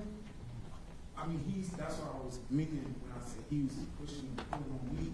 He was just directing you to try and have you sit down, correct? I just tried to walk away from him when I stood up. But that's not a response to my question. Okay. He's telling you at this point, please just sit down. Sit down and I'll talk to you, right? Yes. Right. You didn't listen, right? And he's got a hand here and a hand here trying to direct you back into the car, correct? He's pushing me into the car, right? He's not using excessive force on you at this time, right? I'll begin to get scared, so Did you scream for help from anyone in the community? Scream. Help! It's in the back of the parking lot. Everybody's in the house. There's nobody outside.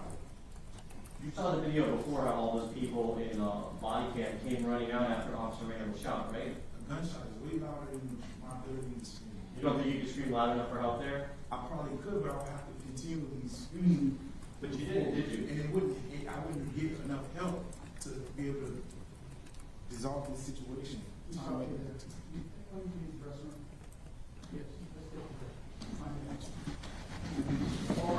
ready.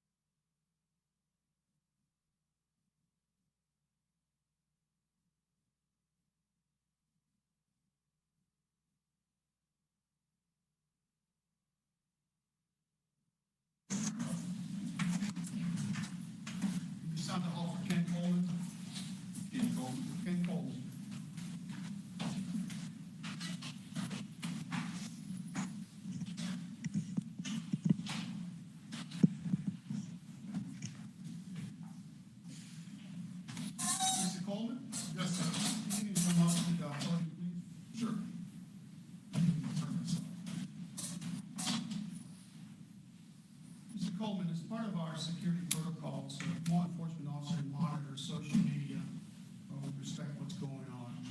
We respect the constitutional right to have a free and open and public trial.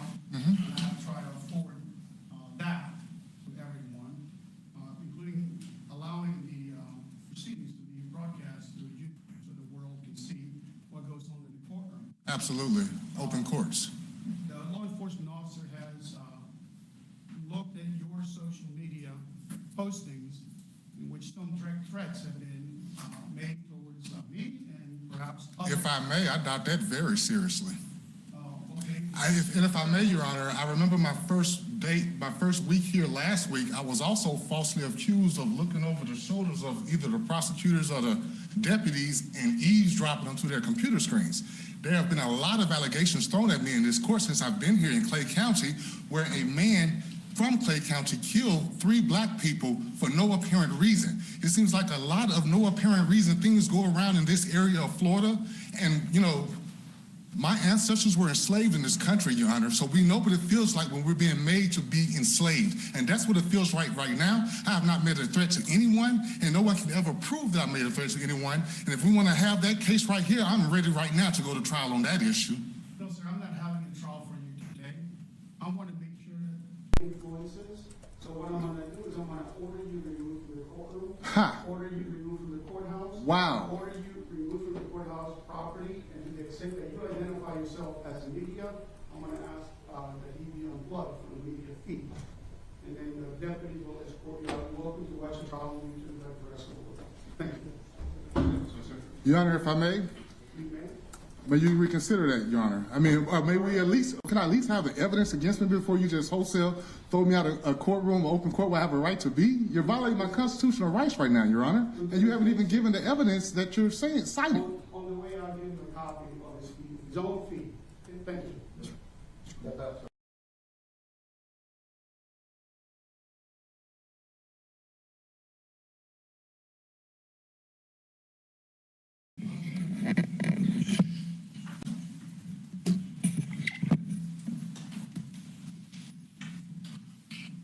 We're ready for the jury? Bring the jury in.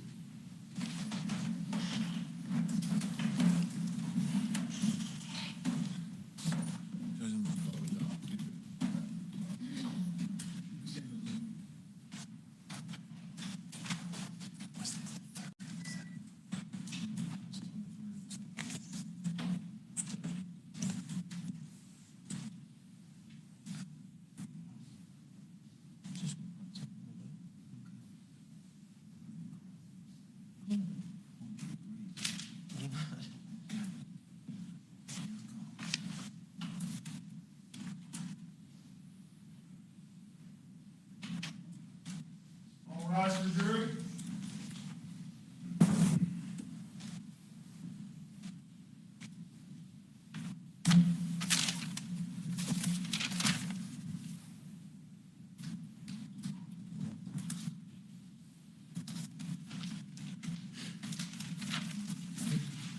Matt, I'm sorry, Mike.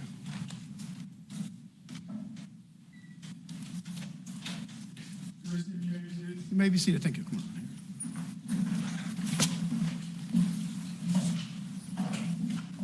on. At least 8 seconds from, move this up.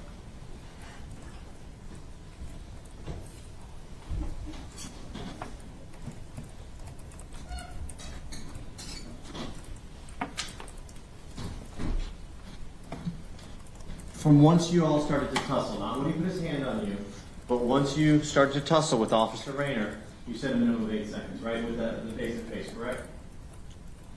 As far as I can remember. Oh, you were there. I mean, like the 8 seconds, I don't know what source of 8 seconds you're talking about, but yeah. You said 10 seconds before, and I said, are you sure it's 10 seconds? And you said, well, I don't know if it was 9 or 8. So I gave you the benefit of the doubt. I said, at least 8, correct? Okay, yeah. Right? And then during that tussle, you bend over at some point, correct? And you do like a hula hoop something? That's what you were explaining? We were all, both of us were already, he was pulling me and we was already going in like a circular motion. But in the midst of that, I like, see if this is like his arm on me, right? I went to duck under it. So if I could get his arm a little behind me, then he would be pulling me from the back, and I would try to do more to make an effort to get away from him. Was that after or before you guys were tussling for 8 seconds? That was I guess in the midst of the tussle. And you'd agree while you were tussling, you bent down, so there's no way you could see him reaching for any sort of weapon. My head goes down, but I don't go like far down. I just like kind of in a ducking motion, me and bend down, not like bend down at the waist. It was more of like a ducking motion, like just like. So now it's just you're ducking out. But during this entire tussle, you're trained on Officer Rayner's weapons? No, I'm looking at the whole situation, like as much as I can see in motion. I'm just paying attention to whatever I can see. In the dark, right? It was light. It had some. It was It was, had some like lumens going on. A little bit, right? Enough. You would agree it was pretty dark out there. Yeah, but not dark to where my eyes couldn't adjust and catch what's going on.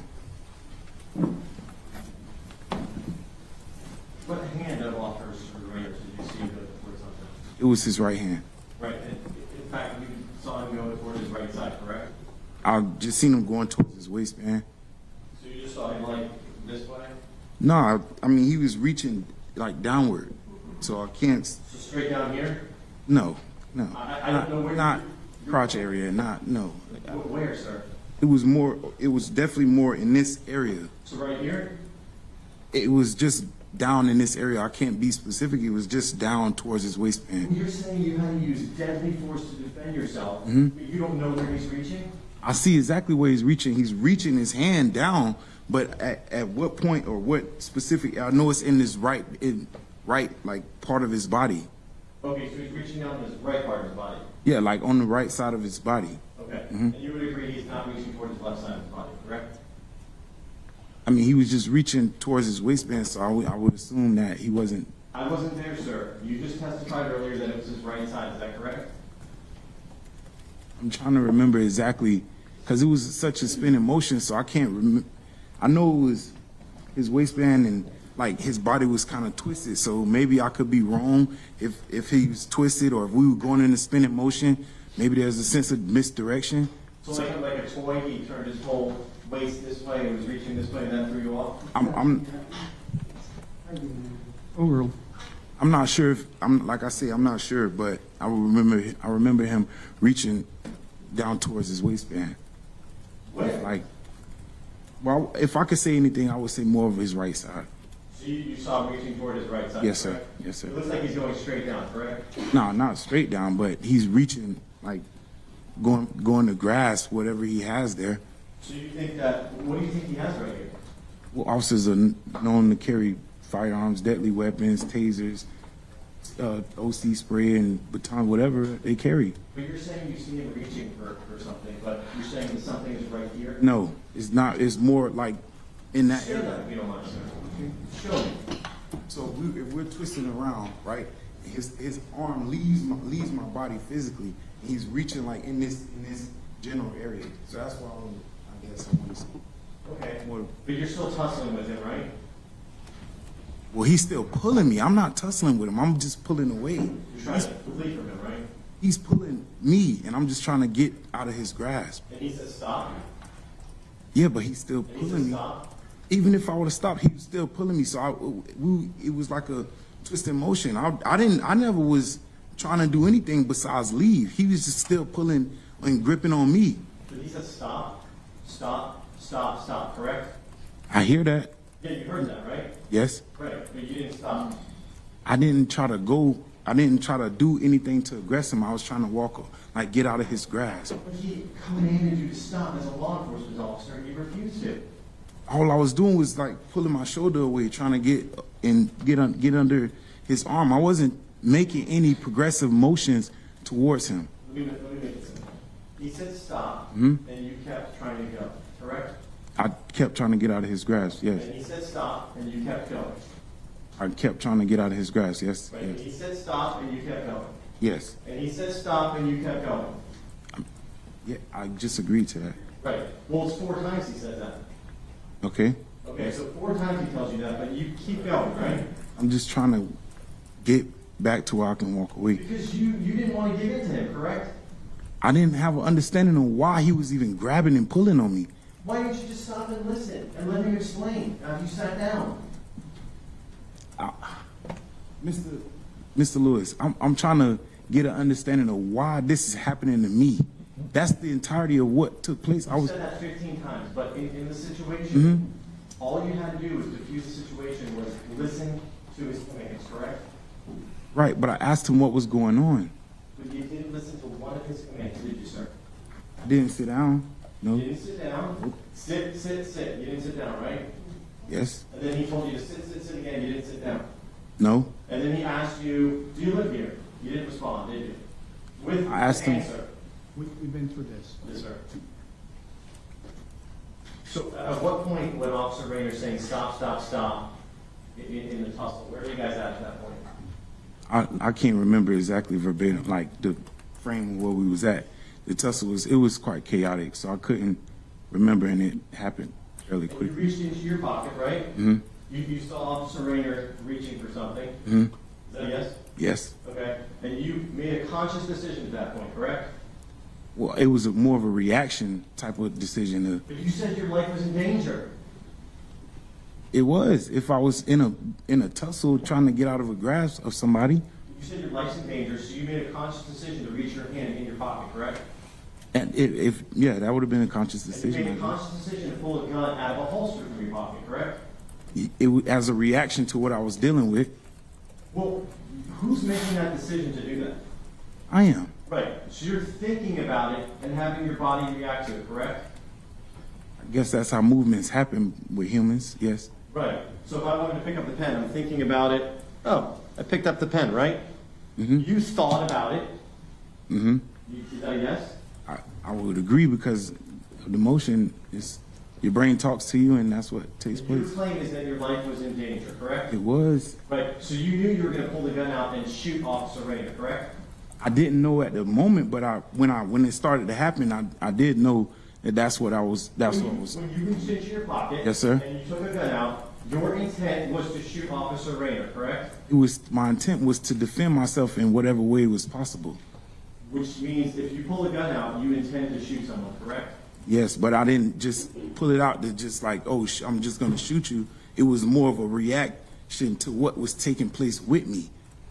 It wasn't just like I'm just taking it out and shooting. I was reacting to the motions. Had the motion stopped, I would have been able to process that thought. And at any time did you say when you pulled the gun out, stop, Officer Rayner, I have a gun?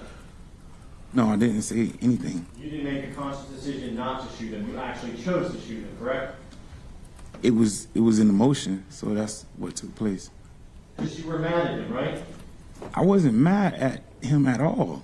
Because you hate cops, right? No. Let's talk about it. Remember this post? States 45. And this one, Johnny Bolton, that's referring to the SWAT team, right?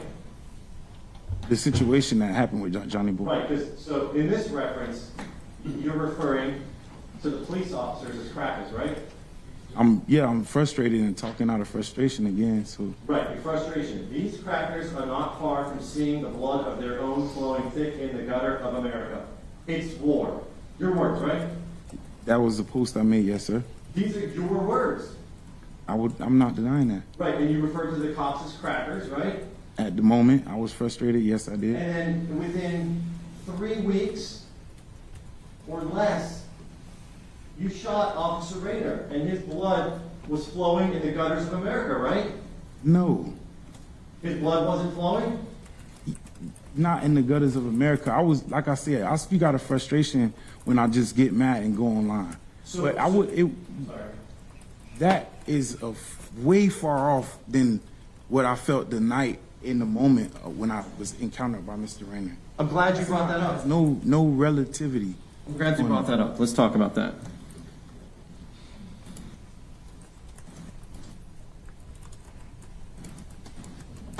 So after you shoot Officer Rayner, this is your reaction.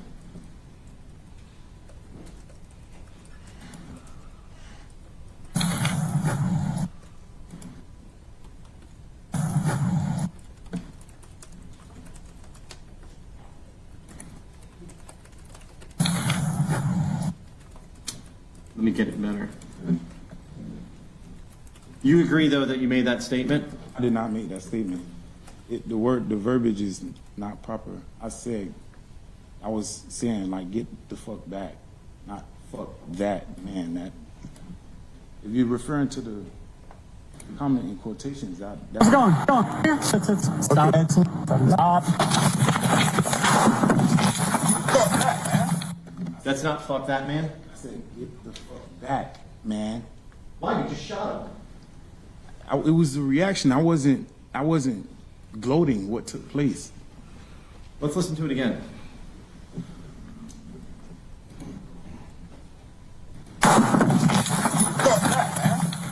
That's not fuck that, man? It's get the fuck back, man. But he's on the floor. Like I said, it was a reaction. I hadn't even, at the time I made the thought, I hadn't processed that he hadn't even hit the floor. Well, let's talk about that, because within 15 minutes,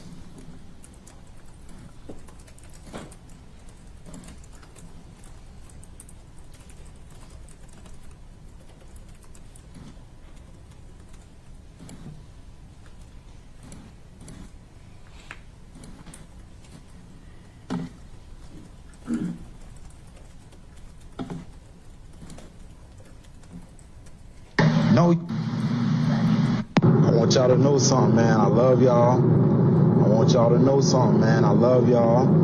Black power. Stay strong as a nation. Keep fucking fighting. Move fucking forward. Don't let these pussy ass pigs fuck with you. I love y'all. Black power and shit. so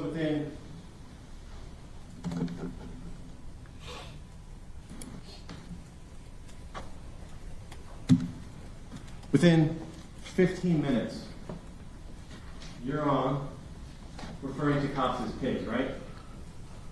Yes, sir. Right, and you say, don't let these pussy ass pigs fuck with you, right? At the last portion of my statement, that's what I said. Right. You didn't say anything about, oh my God, I had to use self-defense. You wanted to get your message out there, right? Because you thought it was the last time? No, I was just... That's what you said on direct. You said, I needed to get my message out because I didn't know if it was the last time. Isn't that correct, sir? I haven't had an opportunity to answer your first question. Well, go ahead. When I said that, you know, I was basically saying I love y'all to whoever was listening on my profile, and I was still, you know, excited but frustrated about what took place. So yeah, I did say that. Like I say, I'm one of those people that are a little overexpressive, and that's, you know, when I'm excited or frustrated, things come out, and I just kind of just say whatever. No, what you said on direct, sir, is you said, I wanted to get my message out there to all the people because I didn't know if I could post it again, correct? But isn't that what you said, sir? That's what I said. Right, and your message was, don't let these pussy ass pigs fuck with you, right? That was your message you got out there. The last message you thought you could post, correct? That was not the Isn't that true? That's not the only thing that was said in the... Sir, I'm asking you, listen to this. You said, I wanted to post something, and you posted. The last thing you thought you'd ever post was, don't let these pussy-ass pigs fuck with you, correct? You read the whole thing? I'm asking you a question here, sir. Was that in your post? That was in it, but that wasn't the only thing I said. Let's listen to it one more time, actually. And listen to your tone of voice when you talk about killing the police officer and don't mess with them. You're relatively calm. You'd agree with me at first. But then when you talk about killing the officer, you kind of get excited, right? Because I'm still frustrated about the situation. You're excited about it because you got a chance to let the blood flow of the police officer in the gutters, right, sir? No. Let's listen one more time.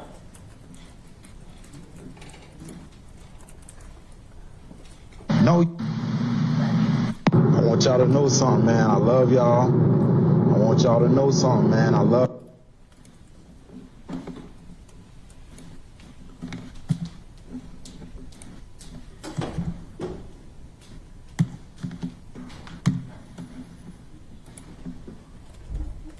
No, I want y'all to know something, man. I love y'all. I want y'all to know something, man. I love y'all. Black power. Very calm, your voice right there, right? You'd agree? I'm trying to, at this point, I was just trying to remain calm. There was just a yes or no. You'd agree, correct? I was subduing my frustration at that moment, yes, I was. Frustration? You just shot someone in the head. What are you frustrated about? Don't argue with the witness. I'm frustrated because it happened to me. My worst fear happened to me. No, your worst fear you said to happen to you was you'd get shot and killed yourself. That's why I reacted the way I did. Right, but now you're saying that you were just startled by this still, or what was your exact words you just said? You just told me what I just. Okay, let's listen to the rest of how you said it. Keep fucking fighting. Move. I want y'all to know something, man. I love y'all. Black power. Stay strong as a nation. Keep fucking fighting. Move fucking forward. Don't let these pussy ass pigs fuck with you. I love y'all. Black power and shit. Does that sound like someone who was flustered by the situation or upset by it? No, but as I started to think about what I was saying, I began to get more frustrated at the fact that I had been in that situation. That's what it was, more of a emotional situation going on.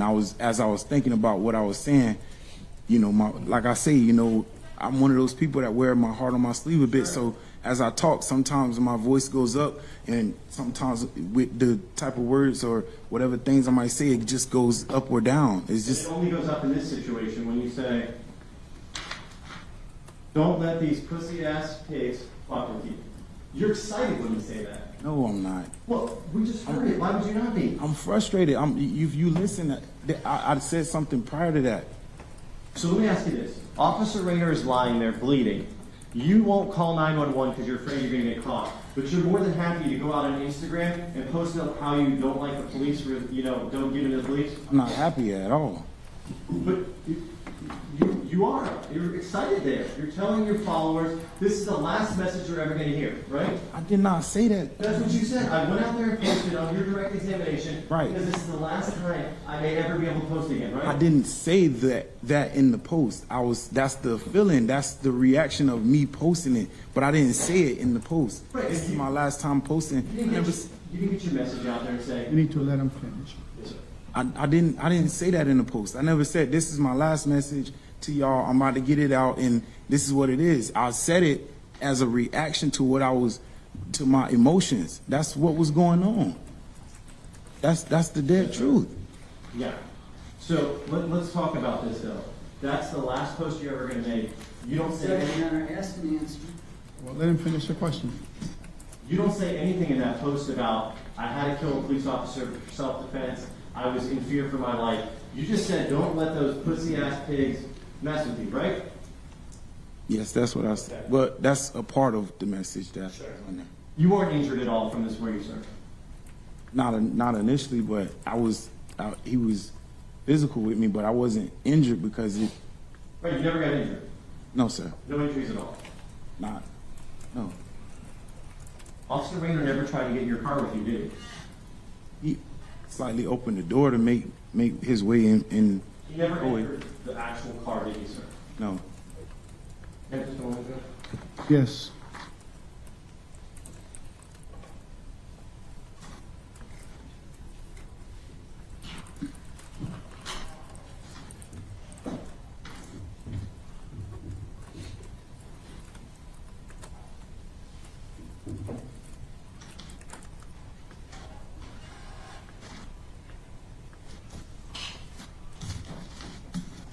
I don't have any other questions, Judge.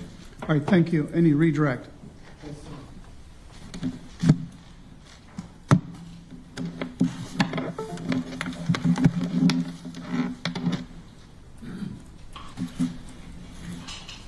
Mr. Wallace, Mr. Lewis went on about your training as a security guard and things like that, but based on what he was asking, would you have ever approached a person like that in your line of duty the way Rayner did you? No, sir. Okay. He also talked about the cigar, or the marijuana. If that was marijuana, what could you have done with it? It's a variation of things that could happen. I could have threw it. I've heard of people eating it. I could have So started of it. would it have been possible for you to just discard it if it was something illegal? Yeah. Why didn't you just sit down? Because I was already in the motion of getting up and going in my apartment for the night. And how many times did you try to walk away, but were not able to? If I could remember correctly, we can watch the video, but it was three efforts that I made to maneuver myself out of the situation. And when all of this was, when you initially got out of your car, was your intent to ever have to pull your weapon on Officer Rayner? No, sir. I only had my weapon because I was going in the house for the night. 1 second, Your Honor. Yes. Any recross? No, sir. Thank you. Defense, can we put the TV back, and then do you have anything else?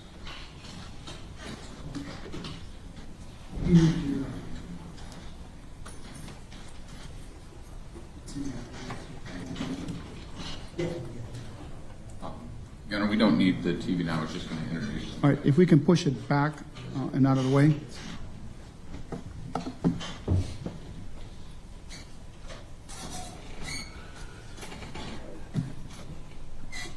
Camera was disconnected on the way back.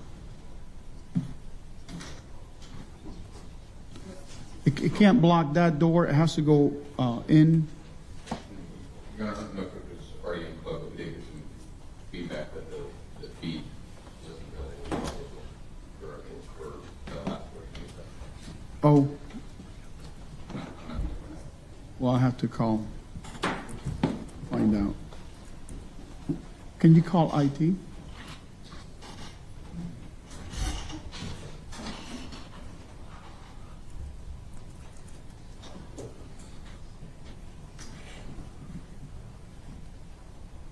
I'll tell you what, let me have you step into the jury room for a moment. All rise for the jury.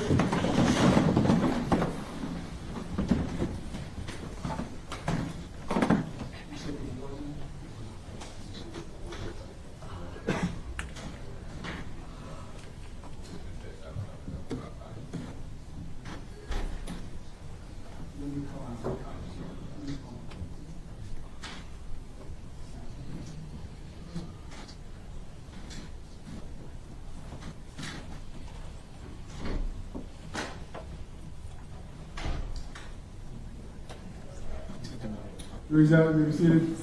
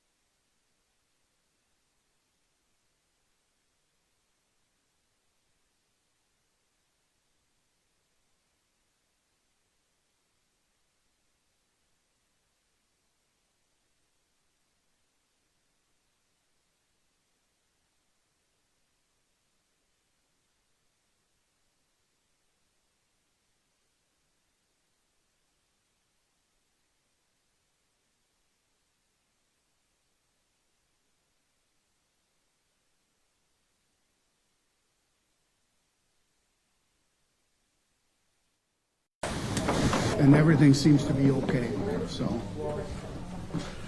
All right, we ready for the jury? Okay, and then as far as plan, is it in your intent to rest at that point? Yes, sir. We were just going to introduce those exhibits and then we'll rest. Is the state gonna have any rebuttal? No, sir. Okay.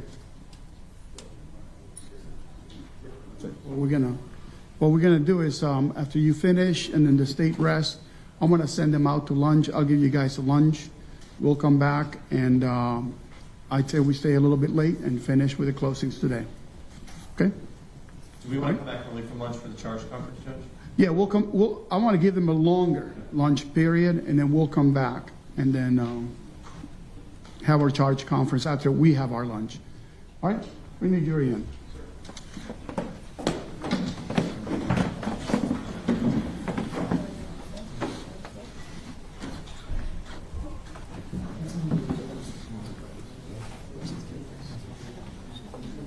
You don't want me to read a stipulation.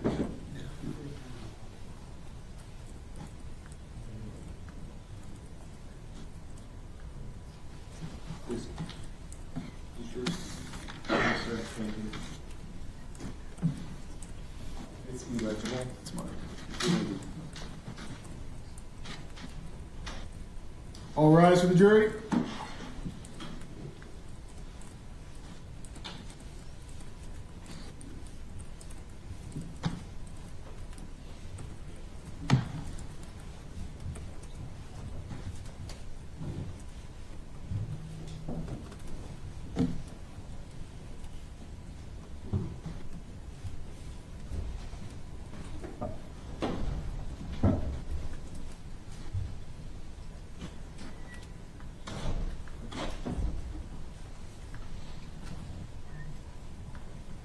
You're seated, Your Honor. Thank you. You may be seated. Defense. Yes, Your Honor. We would like to introduce some evidence with record application. Defense Exhibit A.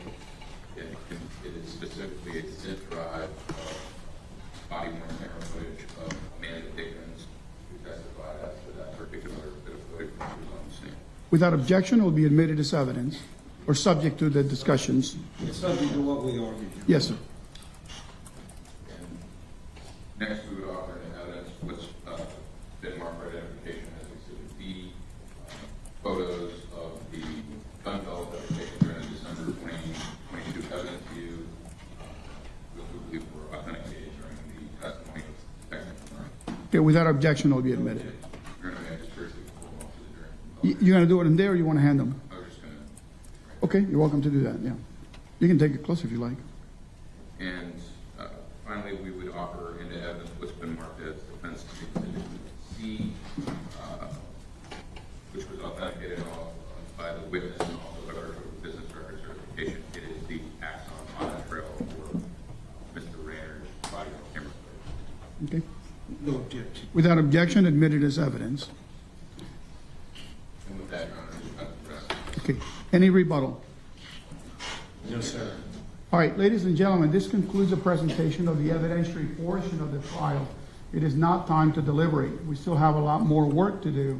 And I anticipate we're going to work a little bit late tonight, so I'm hoping that's not a problem for anyone. If it is, please let the bailiffs know. Our schedule is going to be as follows. I'm going to give you a lunch hour, but it's going to be longer than normal. So it's going to be a 2-hour lunch hour. So I expect you back here around 4 o'clock. Meanwhile, I have to meet with the lawyers. They have to eat as well. And then we also have to go over the last minute jury instructions to make sure that the law is spelled out for you in a manner that you can understand it. So what we're going to do is we're going to recess until 4 o'clock for the jury. 4 o'clock, okay? Thank you. All right, jury. Don't discuss the case, please. Just reminding you of that. This is the business record certification that I certified to. And counsel, you can be back here at 3 o'clock. Yes, sir. Two records.